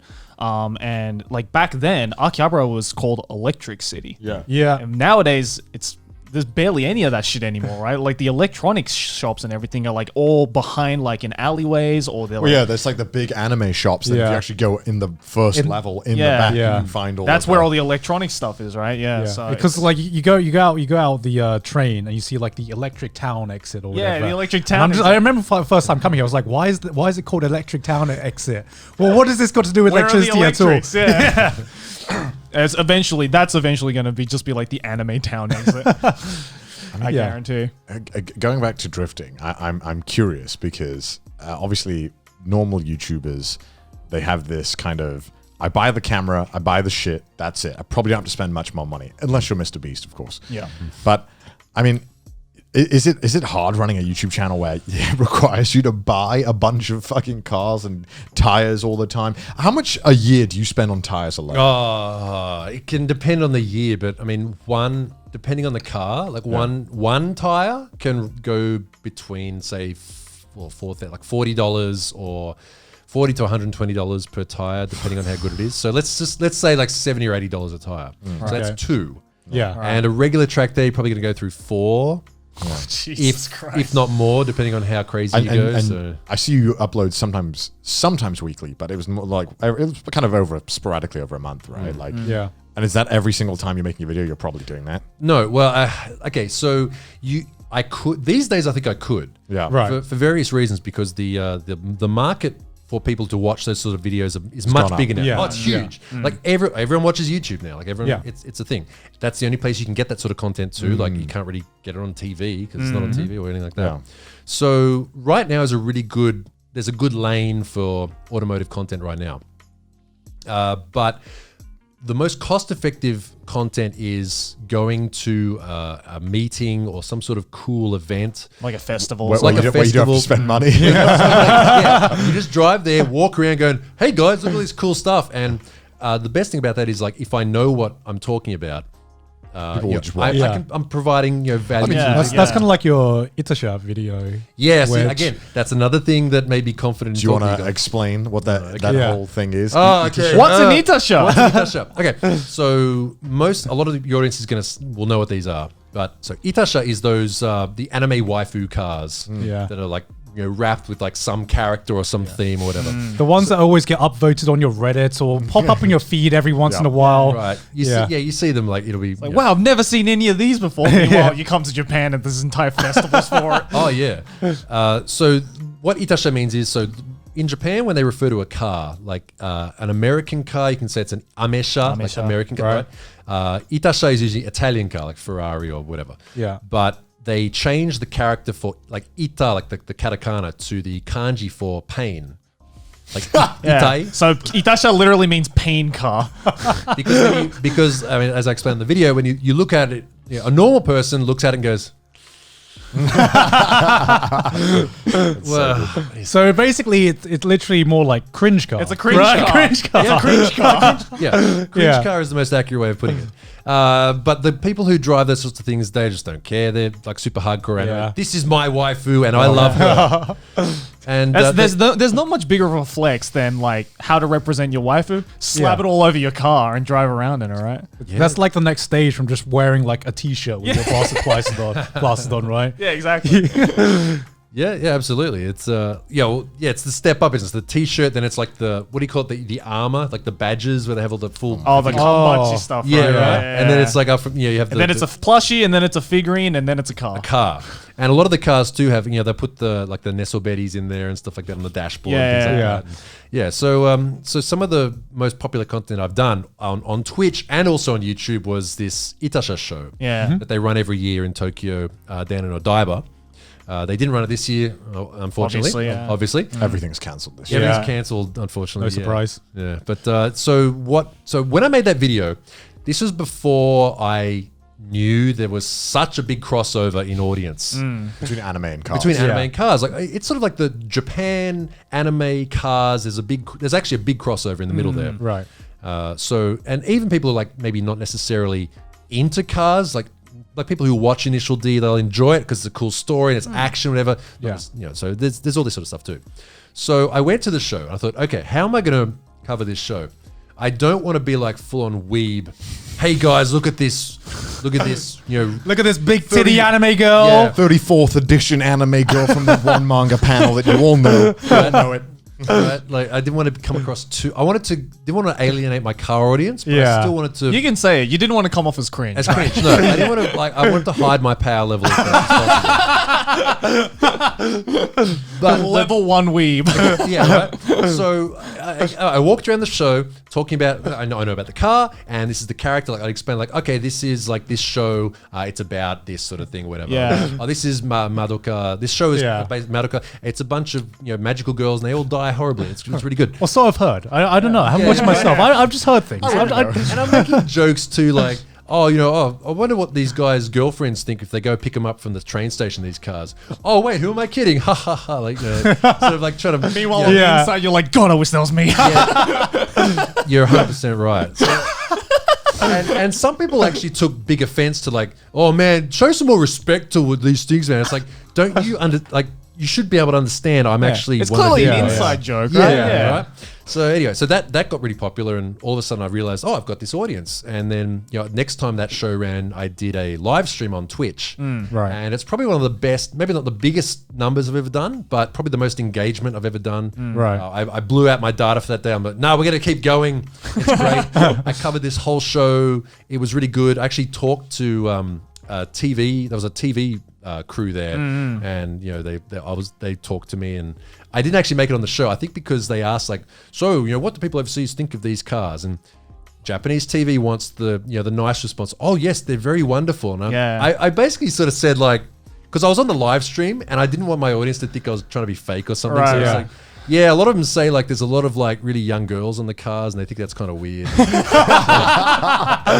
I mean, what do you want to say? There's, like, Cameraman sweating. All that TV is hyper positive here. Yeah. Exactly. Yeah. So don't say bad things. I didn't really care, Especially Japanese TV. I was memeing for the Twitch. It was a pog moment. It's all right. Yeah. Dude, it's a different beast when there's a Twitch chat on you because it turns you into like the meme side. Yeah. Because you don't want Twitch It turns chat. you into the worst person. It's the same thing with the Crunchyroll Anime Awards. I didn't want to be cringe, so I was like, "Fuck, Twitch chat's watching me. What would Twitch chat respond to? Just troll. Just say dumb shit. Twitch chat will love, so they can go like, "Pog, no way." Yeah, because I remember because that Itasha video of yours, I think, was from like 2017 or something. Yeah, it was a long time ago. It's like 2 or 3 years at least. And I like when I heard that you were going to come onto the show, I was like, okay, I got to, obviously do some research on the guest. And I found that Itasha video. I'm like, why does this video look so familiar?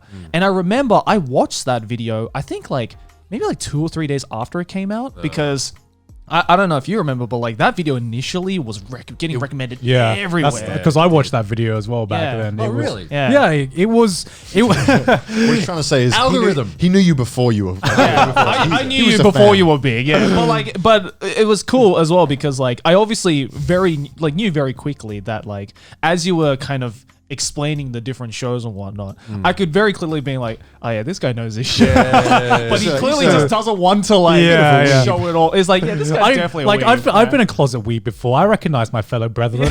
You know what I mean? Coming from being an old school weeb, what is your opinion of the modern anime scene and modern anime culture? Oh man. Okay. So I think this is the interesting thing is when I moved here, right, you'd think now I have unlimited access to all this stuff. I can just do it now. I actually didn't. I actually ended up quitting. You know what I quit on? What? The last thing I actually sat down and watched, I'm going to sit down and watch this, was the K-On! Movie. Wow. Why? That's such a fucking throwback for us. My God. Holy shit. Why? I don't know, but just I watched that and I'm like, I would quit anime if I had watched that. Okay, question. Did you like the K-On! movie? no, I didn't. Okay. Did you like K-On! though? I liked K-On! Okay. There's something nice about the thought of someone in a cinema watching K-On! And then thinking, I'm done with anime now. It's over for me.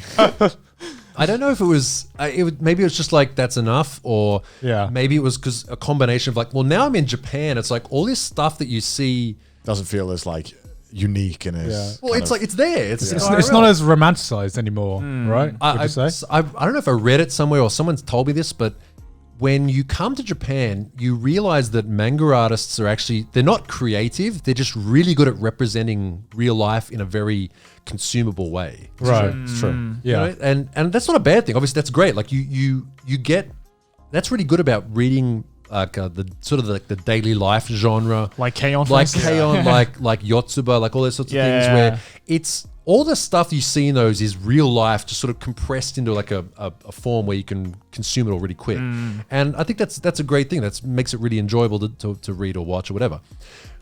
But I just sort of that'll do, and I quit. And unfortunately, that was also at the peak of what was known as the Moe blog era. Yeah. And it just kind of ended up, I don't know, it just sort of turned me off. I don't. I'm as much as I loved the Moe blob era, kind of halfway through it, I was like, all right, can we get something else now? I hated the Moe blob era. I remember so the reason I haven't watched Fullmetal Alchemist was because that was during the Moe blob era, and that was when I thought I needed to save shows in case I lost my faith in anime, because there wasn't enough shows coming out per season to keep my interest. That wasn't Moe blob. Yeah. And then the Isekai era started. I'm like, okay, boys, I'm good. The what? The Isekai era. So now we're in the Isekai. Okay, see, now I hate that.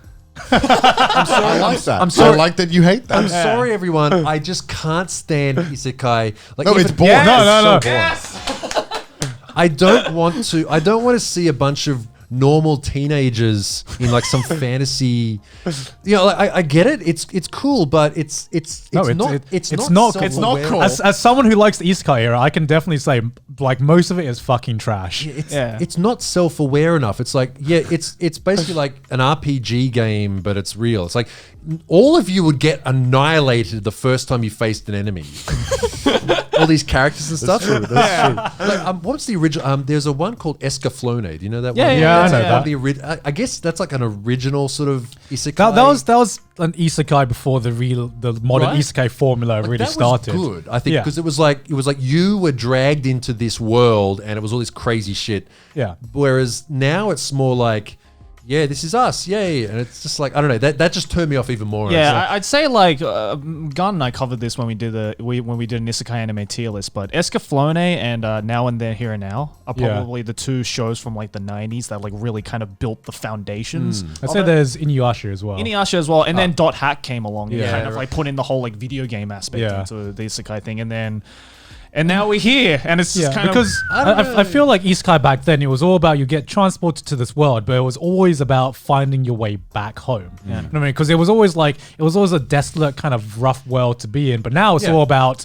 Man, I love this place. I want to get hit by a truck, so I get transported to another world. And there's so many fucking shows where it's a teenage boy who's a fucking incel, and then he turns up and 8 girls want to fuck him, and then it's never mentioned that he came from another world ever again, unless it's kind of convenient for why other people want to fuck him. Yeah, and it's like, I'm so bored of this shit, man. Can I get something else, please? Yeah. Needless to say it, I'm kind of bored with Isekai. The other one too, I don't know if this is kind of controversial or not, but the genre of where, okay, how do I explain this? Where you have, it's like a harem anime, but the main character is not male, they're female, but it's like they're basically a male, but for the convenience of the story, they're female. Like what's the dragon one? Dragon one. Are you talking about stuff like Oran High School? No. The one with what's that character? Kana and the other one. Kobayashi's Dragon. Yeah. That one. Like the main character is a female, but it's actually male. If you think about it, like it's like in the position of a male, right? Right. Right? Yeah. It's like no. She's female. It's okay. The Vsauce music. She's a female, or is she? Am I missing something? No. And there's other ones like that too, where it's kind of like the main character is female, but it's an analog of a male, but it's female, so it's okay. And it's just like it's just even worse. I don't know. Yeah, I get the genre you're talking about. I'm just trying to think of like other ones that kind of fit into that genre. I can't remember the name of them, but it's just other ones too where it's kind of like that. And it's like, it's kind of. So you didn't like Dragon Maid?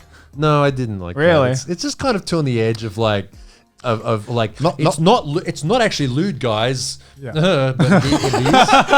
Not gonna lie, if it was a toss up between watching anime and just fucking tearing a car to shreds on a track, I would tear a car to shreds. Same here. That's probably gonna be my hobby. Let's be realistic. Like, I mean, I think the only difference is there's a $6 a month subscription and like a $30,000 problem. How much does it cost to drift on a yearly basis for you? Man, it can vary, but Just throw me a number. if I had to throw out a budget, like okay, you're gonna need this much a year to drift, car, fuel, insurance, registration, maintenance, and the occasional like you're gonna stuff it into a wall, and you're gonna break a bunch of shit. At minimum.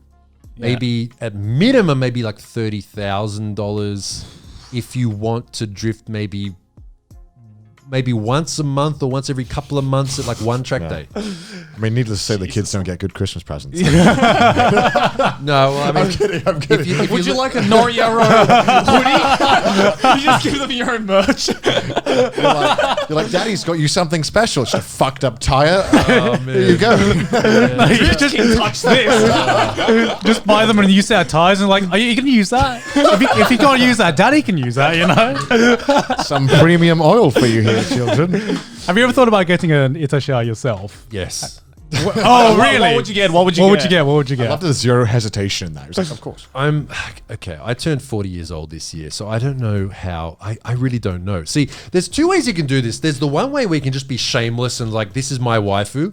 But there's the other way, like, because a lot of Western people are very like timid when it comes to their Itasha. Like, it'll be like Dragon Ball or something where it's not like normie as hell. No. Yeah. It's not. Whereas here it's like some Studio Leaf, you know, like visual novel. yeah, and it's like this is what I fap to, like, like that's it. So I guess if I was gonna do it, I'd have to go hard in and go like. Okay, well, who's your waifu? Who is it? I just don't know. I don't have any these days. I mean, I thought. Who was the OG waifu for you?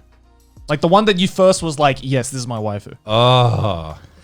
A long time ago, I really liked Lam from Urusei Yatsura. Holy shit. That's the OG waifu Dude, like right the- there. You can't get more OG than Lam. I'm pretty sure yes. she was like one of the first waifus. She was the one of the to first ever waifus, exist. yeah. Dude, like the eyeshadow and the bikini. And Yeah. I have no idea what this character is. Or Oh, looks really? like. You've probably seen her. She's the one with like the green hair and like the tiger, The tiger bikini. tiger bikini. Yeah, like I've seen that. Yeah, I've yeah. seen Yeah. that. Yeah. It's like those horns. Yeah. Yeah, I've seen that.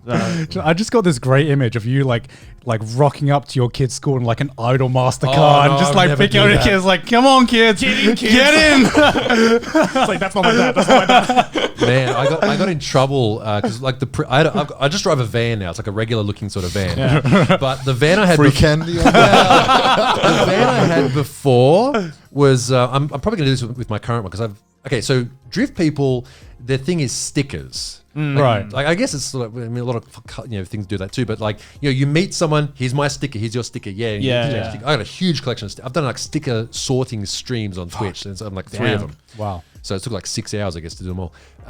So I put them on the rear door of the gate of the car, on the back window, whatever. I'm sorry. And I did that with my previous van, which I sold a while ago. And unfortunately, one of them I stuck on. I didn't read what it said. It was written in Japanese. It was an Australian drift team because they put like random shit on there. Yeah. And it said, what did it say? It said, "Shōgakusei wa saiko," or something like that. Like, Oh my god. Can you translate that for us, John? Elementary school kids are awesome. Yeah. What? Why did they have that? I don't know. I guess it was like they were trying to be edgy or something because it was like one of those sort of so a lot of This is the one country where you shouldn't have a sticker like that. a lot of anime, a lot of again this crossover thing. There's a lot of these like sort of anime style slap stickers that they make. Like they'll have like some random anime titties and like some team name or whatever. Yeah. And they done this, and I didn't check what it said because again they came to Ebisu Circuit. Like a lot of foreigners come to Ebisu Circuit, and they stuck it on there, and I didn't read it. And then my wife saw it. He's like, "What the fuck is this?" And I'm like, "What?" She goes, "This sticker here." I'm like, "Shit." And I'm like, I didn't want to peel it off because it was stuck on the paint because it probably would have peeled the paint off. So I got like a black mark, and I'm I want to get it off immediately, but I don't want to ruin the car. well, yeah. So I didn't want to. Now I vet my stickers before I put them on. I probably should have done that. Go through a screening process. I have like a fucking irrational fear of stickers. Like, Why? no joke. What? I have no idea. The thought of stickers. You know how like people used to, and when you're in school, people used to just put stickers on each other. Yeah. I used to be disgusted if people did it to me. Why? I was like, ugh, I don't know. It just fucking freaked me out. People putting stickers on me. I'm like, that's disgusting. Get that off me. I hate stickers. They are like the worst thing ever. Magnets, I'm cool with, no problem. Right. Stickers, gross. I don't know why. What is it, like the stickiness of it? I think it's the stickiness, the sound. I'm like, that's disgusting. Get that away. sound? Get that away from me. So the sound the stickers make, I fucking You don't despise. put any stickers on Nothing. any of your products or I anything have at one all? on my laptop. But Yeah, that I was gonna it say. was a gift, and I felt bad not to. But a part of me, it pained me so fucking much. Well, all Connor fans, next time you're at Don't a con, fucking bring Give me him stickers. stickers. give him stickers. Don't Give him fuck- lots of I know what I'm stickers. getting for your Christmas present Yeah, now, Connor. I'm getting you a sticker book for I shouldn't your. have said that. I should have kept my irrational fears to myself. That's like going in front of an audience and being like, "This is my weakness." Well, I also have a weakness of money. I can't stand people putting money in my pockets. So if you want to, sorry, guys, It's called Patreon. I can't stand it. You know? Connor, you're like the one guy who was like most into cars. There now you can't be a drifter now because you don't like stickers. Do they put that would piss me off? Stickers is the main thing. If someone came up and put a sticker on my car, I'm like, what have you done? People You've do- ruined my car. People do that. Okay, so I have at Ebisu Circuit, I have a Skyline that I leave it there. Like it's my car that I drive when I go there. And I've told people like hey, if you come to Ebisu, put a sticker on my car. Fuck, that would drive me up the wall. I don't fucking touch my car. That's just how you make friends. That's how you bond. It is like stickers is not consent. I'll stick your car You know if you what stick I'll do? my car. I'll bring a plastic sheet, right, and I'll drape it over my car. Right. Put the it on the sticker on that. The moment I leave, fucking rip that off. I didn't know that. Wow. Yeah, no, it's. Go on. I have people like it's a tourist attraction. Like they send me selfies, like drift car, like Yeah. because it's sort of like I guess sort of semi-internet famous. I've never been so horrified in my life. Oh, you can't be a drift driver then if you don't. Like stickers. Fuck, You're gonna have to give up on that dream. After I did the drifting, I was like telling the boys, I was like, you know what, I actually think I'd get into this. It was pretty fun. But Yeah. first, you have to get over your irrational fear of stickers. I'm willing to put that aside. You know what the worst thing is? Like, so when you buy tires, and because drifters usually they fit their own tires, so they save money. Tires have a big sticker on them. It's so like the brand. You have to peel it off, like peel it off, and I can do that. I can get rid of them. I don't get wanna rid do of that. it. You don't wanna I put it on. hate people who put stickers on things. okay. It looks so tacky as well. It does. No, I agree. Fucking with you. hate it. I agree, but it's like it's sort of like a who you know, like if It's a badge. Well, It's, Yeah. it's Like convenient. Joey's almost like a fucking badge. laptop disgusts me when I see it. Where is it? Why? This man has so many fucking stickers on it. It drives me insane. Not even that many. me. Oh, Jesus Christ. That's pretty normal. It's like someone spreading their ass cheeks in front of me. I'm like, get it out of here, man. It gives me all the memories. Like Jesus I remember when I Christ. got all of these stickers. That's it. Yeah, you know, like on my Just take van, a it's photo. like Just- I'll go to a workshop and they'll like, oh, can we put one on? And Yeah. it's like I've been here, I know these people. Like, yeah. And I'm just a guy who's just I've never been given stickers or anything like that. I don't know. Do you have to out of memory by Wait, fucking do you, okay. destroying my Do you items? buy stickers? Sometimes, yeah. Because I've never been a guy to be like, I see a sticker. This is what I need. This is my memorabilia. Because there's always the budget item. It's always the pity item and whatever. It's always the t-shirts or anything like else. you- And it's like- I guess we have stickers. Because there's a sticker shop actually in Harajuku called B-Side Label that I go to quite often, where it's like it's these like really like some of those stickers on there are from there, and it's just I don't know, it's like really cool designs. Like, but then again, I was always like huge into stickers when I was a kid. Like I was that one kid who had like books and books. I can of tell. stickers. Joey has this off-camera obsession with what he calls peelies. Right? Like, so whenever... Don't expose my fetish like that, please. It's so every time we get some new kind of furniture or contraption that have like the plastic, peelies. Okay, but plastic everyone- peelies. everyone Right? You likes understand it, right? It's like you Everyone have to likes go. that. No. You have to go as slowly as possible. There's people who like it, and then there's Joey who like I swear to God he fucking has a tenth of an orgasm every time he does a single peelie. He's just like, oh, can I do it? And he just does it slowly. And I'm just like, yo, Joey, do you want me to leave you alone for like 5 minutes, man? Like, Dude, I fucking love it. Yeah. Like, you understand, all Like, right? especially when it's like the clear stuff, not that. It's like when it's that dark blue one. Yeah. New phones, I like it because you can. Whoosh. All right. No, you can't go fast with it. You gotta go slow. Slow. You gotta tease it. You know? It's gonna make like that. Look at that Yes, glossy sound. surface underneath. Yeah, exactly. See, Alexa gets me. I get it. Yeah. Man, You guys are the ones that are weird. is this some Australian things that we just There don't wasn't a lot to get? do in Some Australia, peasant alright? joke, I'm too rich to understand. And also, when you were a kid, right? People would always like when you went to the hospital or the dentist, they'd always give you a fucking sticker. And when I was like, Yeah, I love that shit. When I was like 6, I was like, bold of you to assume I want this fucking thing on me. Don't you fucking dare give me. I a sticker. think I have the exact same fear of like irrational fear, but not with stickers, but with like buttons and badges. I don't like really? those. I don't like Yeah. badges. Wait, what do you mean? Oh, the people. Yeah, Like I the fucking hate like that. Yeah, the yeah. pin badges, right? Yeah, Stabbed in the your pin badges, because Yeah. I didn't get stickers. I would get like those pin badges, and I'm like, those. don't you fucking put that on me. Don't you fucking touch me. Yes. Yeah, I was never into the pin badges because like if you collect a lot of them, they just make way too much fucking Yeah, noise. like They I never, rattle. Yeah. I never understand people who go to like anime conventions and they like buy the pin badges of like if you're gonna buy any anime memorability, why the pin badges? Anything else but pin Dude, badges. Japan fucking loves pin badges. I don't know what it is. Like every single like you'll find like a new anime series, right? And you're like, okay, I'm looking forward to when they release merch of this. And then they're like, all right, we've released merch of it. Have a pin badge, bro. It's like I don't fucking want it, man. There's like detergent of like it'll be like a fucking Ava slash detergent like cross fucking promotion, and it'll have like it's got a sticker of Eva in it, and it's like people Yeah. go fucking nuts for Oh, it. yeah. What's wrong with you? What? I mean, I'm one of those who's like, hell yeah. It's like the holy trinity of just useless anime merchandise is stickers, pin badges, and clear files. Clear files are the fucking worst. Yeah, No one needs this many clear Yeah, files. Yeah. Clear file. I mean, I have a clear file full of clear files, so I can't say anything. But I just can't end up using them because they say it says clear file, but they're always got some stuff. can't see Yeah, through it. you can't. it's the unclear file. It defeats the purpose of a It's got clear all the file. anime shit It's on just it. Yeah. a file. Yeah. Anyway, we went on a massive tangent there. Yeah. Oh my Yeah, God. so like you talked about your opinion of like the modern anime scene. So like, what are some of your favorite anime? Because I don't think we Oh, look, mentioned that. It's normie as hell, but I mean, I always just enjoyed Evangelion, like back then, because Yeah, it was. of I mean, I'd say it's less normie now than it is I back then. guess so, but back then, so in Australia, I'd seen a lot of stuff, but then it came out on TV on SBS, which is like a public channel in Australia. It's like where they like air a lot of the international shows. Right.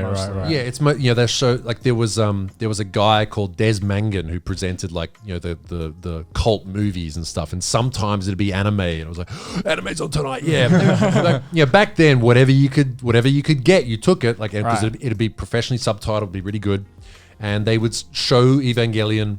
They had like an anime block where they showed some stuff for a while, and that was good because that came out on TV, so everyone had a shared experience of it at that time. So you know what I mean? Like I think Really it's very important, that shared experience when it comes to this sort of media. I think like it's mostly about video games, that sort of thing. Like you know, if you meet someone who's played like whatever Final Fantasy VII, it's like you immediately have a huge thing in common. Right. Like, what's your favorite part? Like, You've all done the same thing at the same time. Yeah. And that was probably the first time that like mainstream anime was shown on TV. So you sort of discovered other people who were into it too, because they'd watch it. It was accessible. Yeah. So I guess that it had a bit of an impact, and it was very, you know, it wasn't the standard monster of the week show. There's a lot more to it. And I'm not trying to make it sound like it's super deep or anything, because it wasn't, but it was just really, it solidified like, It was engaging, right? It was very engaging. It wasn't afraid to you know, make something different, like a show that's a bit different, but at the same time used every trope. Yeah. You know, combined, like, whatever. That's the weird thing about a lot of anime. It is the most tropey, unique shows that for some reason get the most attention. It's like, you look at it, like someone will look at it and being like Ava, for instance, right? Someone will look at Ava and being like, whoa, I've never seen anything like this at all. But at the same time, it's the type of show where another person will look at it and be like, this has every trope that I've ever seen. Dude, in it. One Punch Man. Yeah. Okay, my cousin's kids a couple of Christmases ago when I went back, and they started talking about, oh yeah, we watched this thing, One Punch Man, it's really cool. Yeah. And I blew their minds Yeah. by going, this is actually based on a little kids TV show called Anpanman. And that character is based on like the Dragon Ball character, this one, and it was actually voiced by the same guy. You dropped the anime knowledge on them. I just I explained the Mr. whole Worldwide over You here. fucking schooled them, I man. just thought like, okay, so everything you like is actually based on something else. Your life is a lie. Don't be happy. I'm going to tell you what. That's exactly what I was aiming to destroy them, because it was just fun. not gonna lie, Destroying doing that is destroying fun. them with It's fun. facts and history. See, that's what this is, and so you actually like this, you should actually like it. But again, it's a gateway thing. Like anything that gets people into it, it's like, look, who cares anymore? Like, oh, you're a bunch of normie fans. What do you know? It's like, no, you start somewhere, you go this far. It's like the same thing. Like, you guys have done drifting. If you don't want to go any further, it's like, well, why would you? Like, if you don't understand enough, that's fine. You enjoyed it. It was like you got your adrenaline hit, and it was some weird stuff you've never done before. And you have a new experience that you've done. It's in Japan. Like, you've done drifting in Japan. Yeah. Like, that was, I guess this is the thing that I have to offer to other people. And I always try and not force it on them, but if I can at some opportunity, like for example, when Wreckful and Soda Poppin came to Japan for their legendary stream on Twitch, their IRL stream. Like, I hunted them down and said, you have to come and go drifting. Because Team Orange had those two of their drift cars at Odaiba, which is only about Very close. less than an hour from anywhere in Tokyo, to go drifting. So, because I know them, I hooked it up. I said, yeah, come here, we'll meet here, we'll take them in, send them drifting. They went out that night and did Rem and Ram cosplay on the streets. So I guess they had a good day, you know. I've done other guys like the IRL streamer Jake and Bake, the Japanese IRL streamer. Like I got him a ride in a D1 Grand Prix car. It was about maybe 1,200 horsepower GTR. Live streaming it to like whatever it was, like 20,000, 12,000, whatever people. Like, I love to, if I can just present it to people as like because I think it is a really good part of Japanese culture that is not only fun and relatable, but like you said, like, it because of Fast and Furious. People have seen Initial D, and I think it's a cool thing that I like people to experience, and I enjoy super it. welcoming as well. Like they were really friendly to us at the Now, friendly, every community was like that.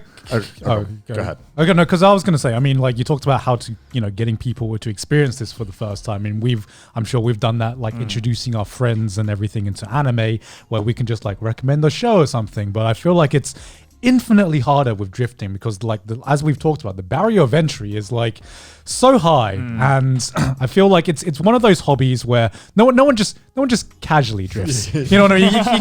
You can't just be a casual drifter. You're like either in this all the way, or like it's something you experienced once. And I would love to go drifting more. It was a fucking hell of an experience, but at the same time, it's like, do I have the time and the money to commit to this? And it's something Just quick that. gotcha. You'll be, like, he said he spent like 30K was it? That's a minimum. That's probably Gaunt's like monthly allowance on gacha. Come on, man. Quick gacha. He was telling me on the train here that he's like, man, I would go drifting. I just have to quit gacha. But it's so hard.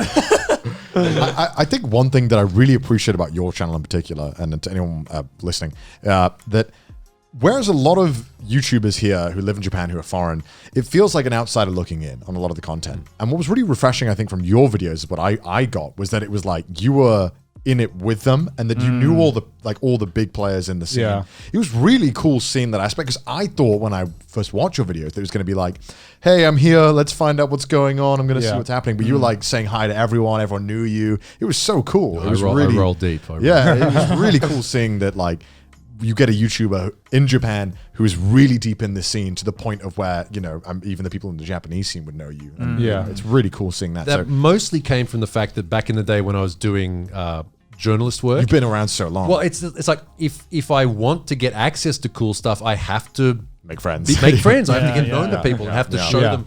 You know, I would. You're serious. Any event, I would show up. This is the thing about anything about Japan, especially, is show up. Obviously, right now you can't really do that. Yeah. But if you want to be in something, show up, talk to people, get to know people. I mean, I've been on tours of like a couple of anime studios because I'm friends with someone else who knows someone else, and you just because you know someone, and Alexi's into that stuff. Why don't we go? You want to come too? We're doing something, and it's just knowing people, and eventually it gets to a tipping point where it's like you show up and like, oh yeah, there's Alexia, and that's what my friends told me. Like when I first got here, it's like it's very difficult for a Japanese person to get to know and trust a foreigner because they just assume that you're not going to be here in a year or so. And like another person told me too, like, Alexi, you have to keep going to track days again and like all the time, because if you don't, people are just going to forget about you straight away. So I do make an effort to, even if I'm not driving, like, I got today off, I'll go to the track.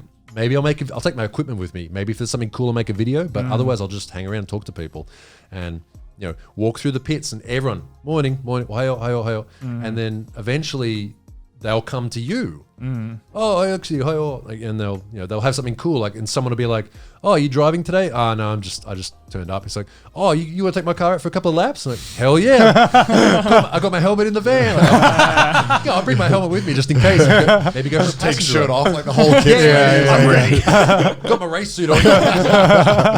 It's just show up and do it, and it gets like that after a while. I mean, I've been here 12 years, so, and I've been coming here for longer than that too. So but I think that kind of applies with any social situation. Absolutely. Right? It's like, it's just, you know, show up. It's about commitment, right? Like, you just gotta, if you want to be known in that circle, or you want to be part of that circle, whatever that circle might be, or whatever that niche might be, like, if you don't make an effort to want to actually show, you know, your commitment to it, or want to be like part of it, then you're not going to get in, right? Yeah.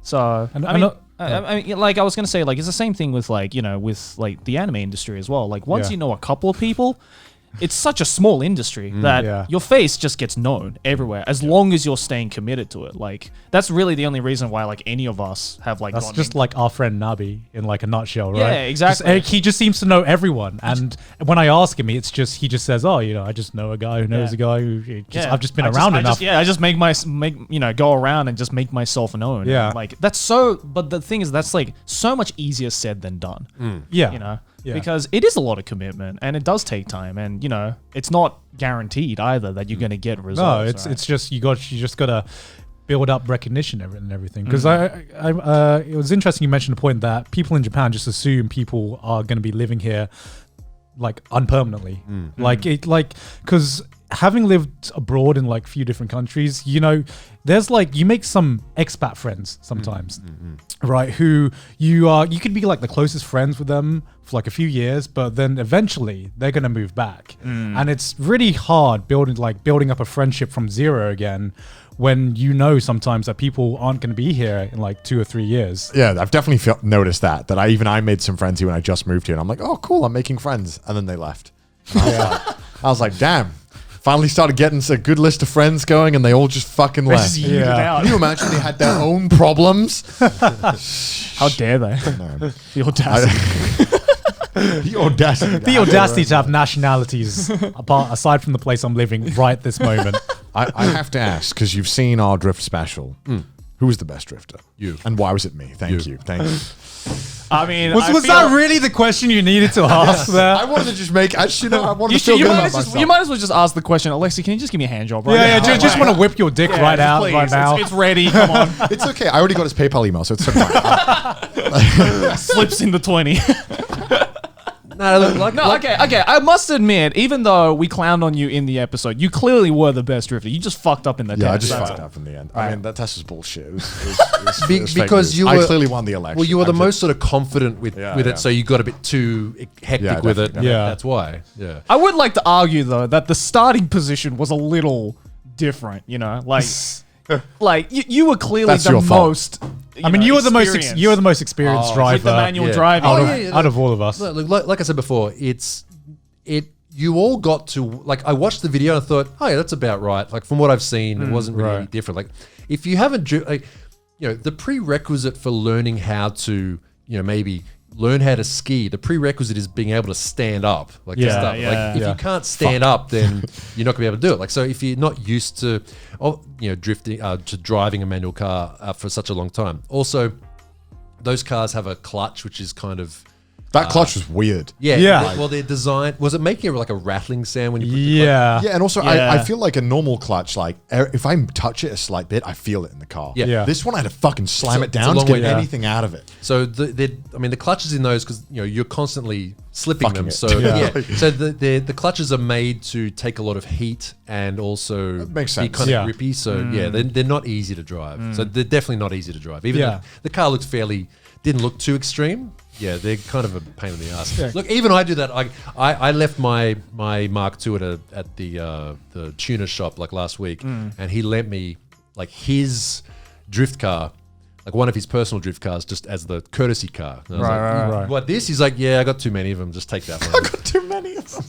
Too much in the way. And I stalled it twice before leaving the car park. And he's like, Alexi, you suck. I'm like, yeah, whatever, man. Because everyone knows, like, it's always hard to jump into someone else's car and use Right. the car. Yeah, So, yeah. I'm just like, only 2? Damn. I stalled like 8 times trying to move forward. It was all right.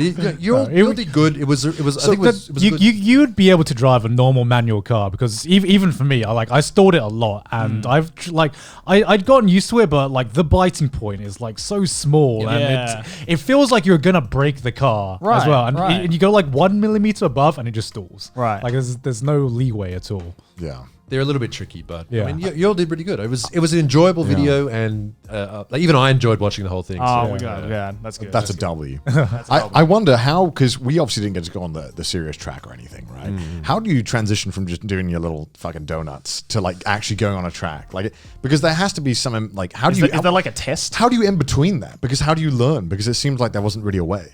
Like it was. It's just a slow progression of like there is a little bit of a sort of a wax on, wax off approach to it, where it's like you do the donuts, Right. Then you do those. You did the handbrake turn, like the parking. Yeah. Thing. But then what you do is you do the handbrake turn, but then you transition to doing a donut. Then that's a drift. Right. You didn't get to okay. that point. That's okay. Yeah. Okay. Normally it takes people a bit longer if you haven't done any sort of car stuff before, like that. So it's just a slow progression. Like you start off going slower, then you build up a bit of speed, then you get a bit too overconfident and you spin out a lot. Then you start to, okay, let's dial it back a bit. And it's just slowly building up. It's kind of like, what I've noticed is, so I used to play video games like Quake Arena and stuff like that, back in the boomer stuff sort of thing back in the day. And, but then I gave it up for a long time, never played shooters, and then all the whole BR thing started up again. I thought, oh, this is actually cool. Like a lot of people, you're paying real people, whatever. It wasn't like CS, I didn't really get into that. And I noticed that, like, watching people, pros playing again, is that they just sort of jump in. It's like first game's a dub. It's like, yeah. Because they've just been doing it for so long. Yeah. Whereas I noticed that, like, if I get in, it's like the first 2 or 3 games, it's like, yeah, my aim's off, I'm terrible. Yeah. Same thing with drifting. You start off, it's like, you got to like recalibrate everything, and it just gets better and better. And the better you get, the faster you can hit corners really well compared to when you're a beginner. Like, it might take you until the end of the day, you finally get that corner right. I entered at a good speed. The car didn't go too sideways. I kept my speed up. Yeah! And you get that huge rush, and then you get that again and again and again and again. Yeah. And honestly, the rush doesn't get any worse. Like it doesn't get any lower. You just end up going faster, more angle, more speed, Power. more power. The orgasm just gets more intense. Damn, okay. It does. I'm sold. You're really really does. selling me on this. So Yeah. like, okay, how long would you say it takes to from like coming from nothing to going on like one of the tracks that isn't like the practice track? I mean, you can do it straight away. Like they have other tracks which are kind of smaller, Right. but I mean, I'd say I've been drifting. Let's see, for like 20 years. God damn. And I'm pretty confident. Like I could probably, I've never actually driven like a top level car before. I'm pretty confident that if you give me a few laps, I'd be okay at it. Like I'm not a top level driver. I've got I hold the second highest. I've got like a diamond license sort of for Right. like I'm like a diamond rank driver. Not challenger yet. Just grinding to get master and challenger. Yeah, right. I'm not at that level yet. I haven't done comps for a long time, but I can confidently drive pretty much any track. That's been 20 years. It depends on you, but if you drifted if you drifted 2 or 3 times a week, like say you go to Ebisu, you went there 2 or 3 times a week, it would maybe take you 2 weeks or so to be pretty confident in most of the tracks, depending if you crashed or not. Right. Okay. Yeah, like Yeah, the crash is definitely crashes are It must fuck people's heads, right? When they like, as in like they're mental towards like drifting if they crash. Some people. some people. I've seen people quit drifting. Yeah. Yeah. Well, I mean, right? that's- I've seen people quit. Yeah. It's like they'll blow their engine or they'll crash and they're It's like, I'm done. Yeah, I'm done. Yeah. And like I've seen one guy actually sell his car at the track to another guy, like a guy who had a truck there with an empty truck. He's like, Yeah. you wanna what do you want to do with this? You want me to tow you back to where? He's like, man, I just want to sell it. so the guy was a deal. It was a car deal. He's like, yeah, I'll buy it. He's cash. I'll buy it from you here. Okay. Ultimate rage quit. Yeah, like literal rage quits. So yeah, people just give up because it's a huge, like once you crash a car, then it's a big like decision point. Yeah. it's like it can cost like several $1,000s even to get it back to, and it's a crashed car now. It's not perfect anymore. Yeah. It's not good. You might from that crash you might have all sorts of things happen. So it Yeah. can be really expensive. Some crashes you can be lucky, it's just a bumper. Other ones it's like you bend the whole frame and the whole car is a write-off and it's just parts now. Jesus. Yeah. Yeah, so it sounds like a double-edged sword, right? Like you Can't guys, wait. Can't wait. It's a gamble. It is a gamble. Like I have, I recently set up a simulator rig, which I'm hoping to use more on my Twitch streams, just to get more sort of virtual seat time. Like it's not as good as the real thing, Right. But it's still pretty good. Like it can. Do you have like the steering wheel, like? Yeah, I got the steering wheel, Oh, and really? the pedals, and Oh, everything, that's cool. and the little seat and the rack and everything Yeah, that all yeah. goes on. Yeah. Yeah, it's good. It's at a stage now where you can use it as a fairly good facsimile of the real thing. Not so much as the feeling, but just the concentration mindset. And like the combination of like the movements. maybe? Yeah, like you can practice your because you know that like there's tracks IRL and there's tracks in game, so I can watch the video of me at the track and then go in the simulator and go, okay, I keep doing this here. What am I doing? I got to unlearn that because then you just hit the reset button, back to start. Screw it up. Okay, back to start. Let's try it again. Okay, got it. And you just get that muscle memory. God, that's the with your hands. future, isn't it? Yeah. I mean, it's kind of like if you think it's like it's like a speed run. If you think about it, like all drifting in future will be done virtually. 80% drifting speed run. Dude, there are entire virtual drifting. I've seen. Yeah, drifting competitions, and they're serious, man. There's Really? Yeah, I went in a comp once. I just went in sort of as a joke, and I just Yeah. made a huge ass out of myself. I crashed off the start line. And Right. It was, but yeah, it's serious. And How do the virtual ones compare to actually doing the real thing though? in the sense of what they do in there, it's like almost the same. Oh wow. Like the way they drive. Yeah. I mean, even like there's things like iRacing and stuff where it's like it's a full-on NASCAR race, and it's run at like the same sort of schedule as the real thing. Right. But it's just not real. See, here's the thing. Here's the thing, though. Some drivers who are really good in the game have tried doing it IRL, and they're just like, I can't do it. It's just too scary. Oh yeah. Oh, There's also a lot more forces at play. Yeah. Like Well, it's there's not the G-forces. Right. Also, the fact that if you could die. Yeah. scary to a lot of you people. can crash and get hurt. Like Yeah. at Ebisu, like I said before, like I saw a guy come off the track, hit the wall like at an oblique angle. Was he okay? Huh? Was he okay? No, he broke his leg and his ribs. Yikes. I'd rather that than a fucking sticker on my car. I'll tell you that. I mean, So it could be, yeah. Which wins? A broken leg or one sticky boy? A sticker that, do you know those fucking stickers that do not peel off as well? This is my fucking nightmare. It's like industrial glue stickers don't fucking come. Sorry. I'm sorry. Are we still on the sticker? It's in my head now. It was like, that was like half an hour ago, and you're like, you never forget. Recurring nightmares. I can't just forget my feel like that. Are you kidding me? Man. Oh my God. So how often do you stream on Twitch? Oh God! Don't ask my subs that; they're very angry. I don't do enough. I used to do a lot more regularly, but then when the Rona happened, I thought, like everyone else did, oh, this free time, yeah, I can get back into it properly. Yeah. No, Yeah, that never happens.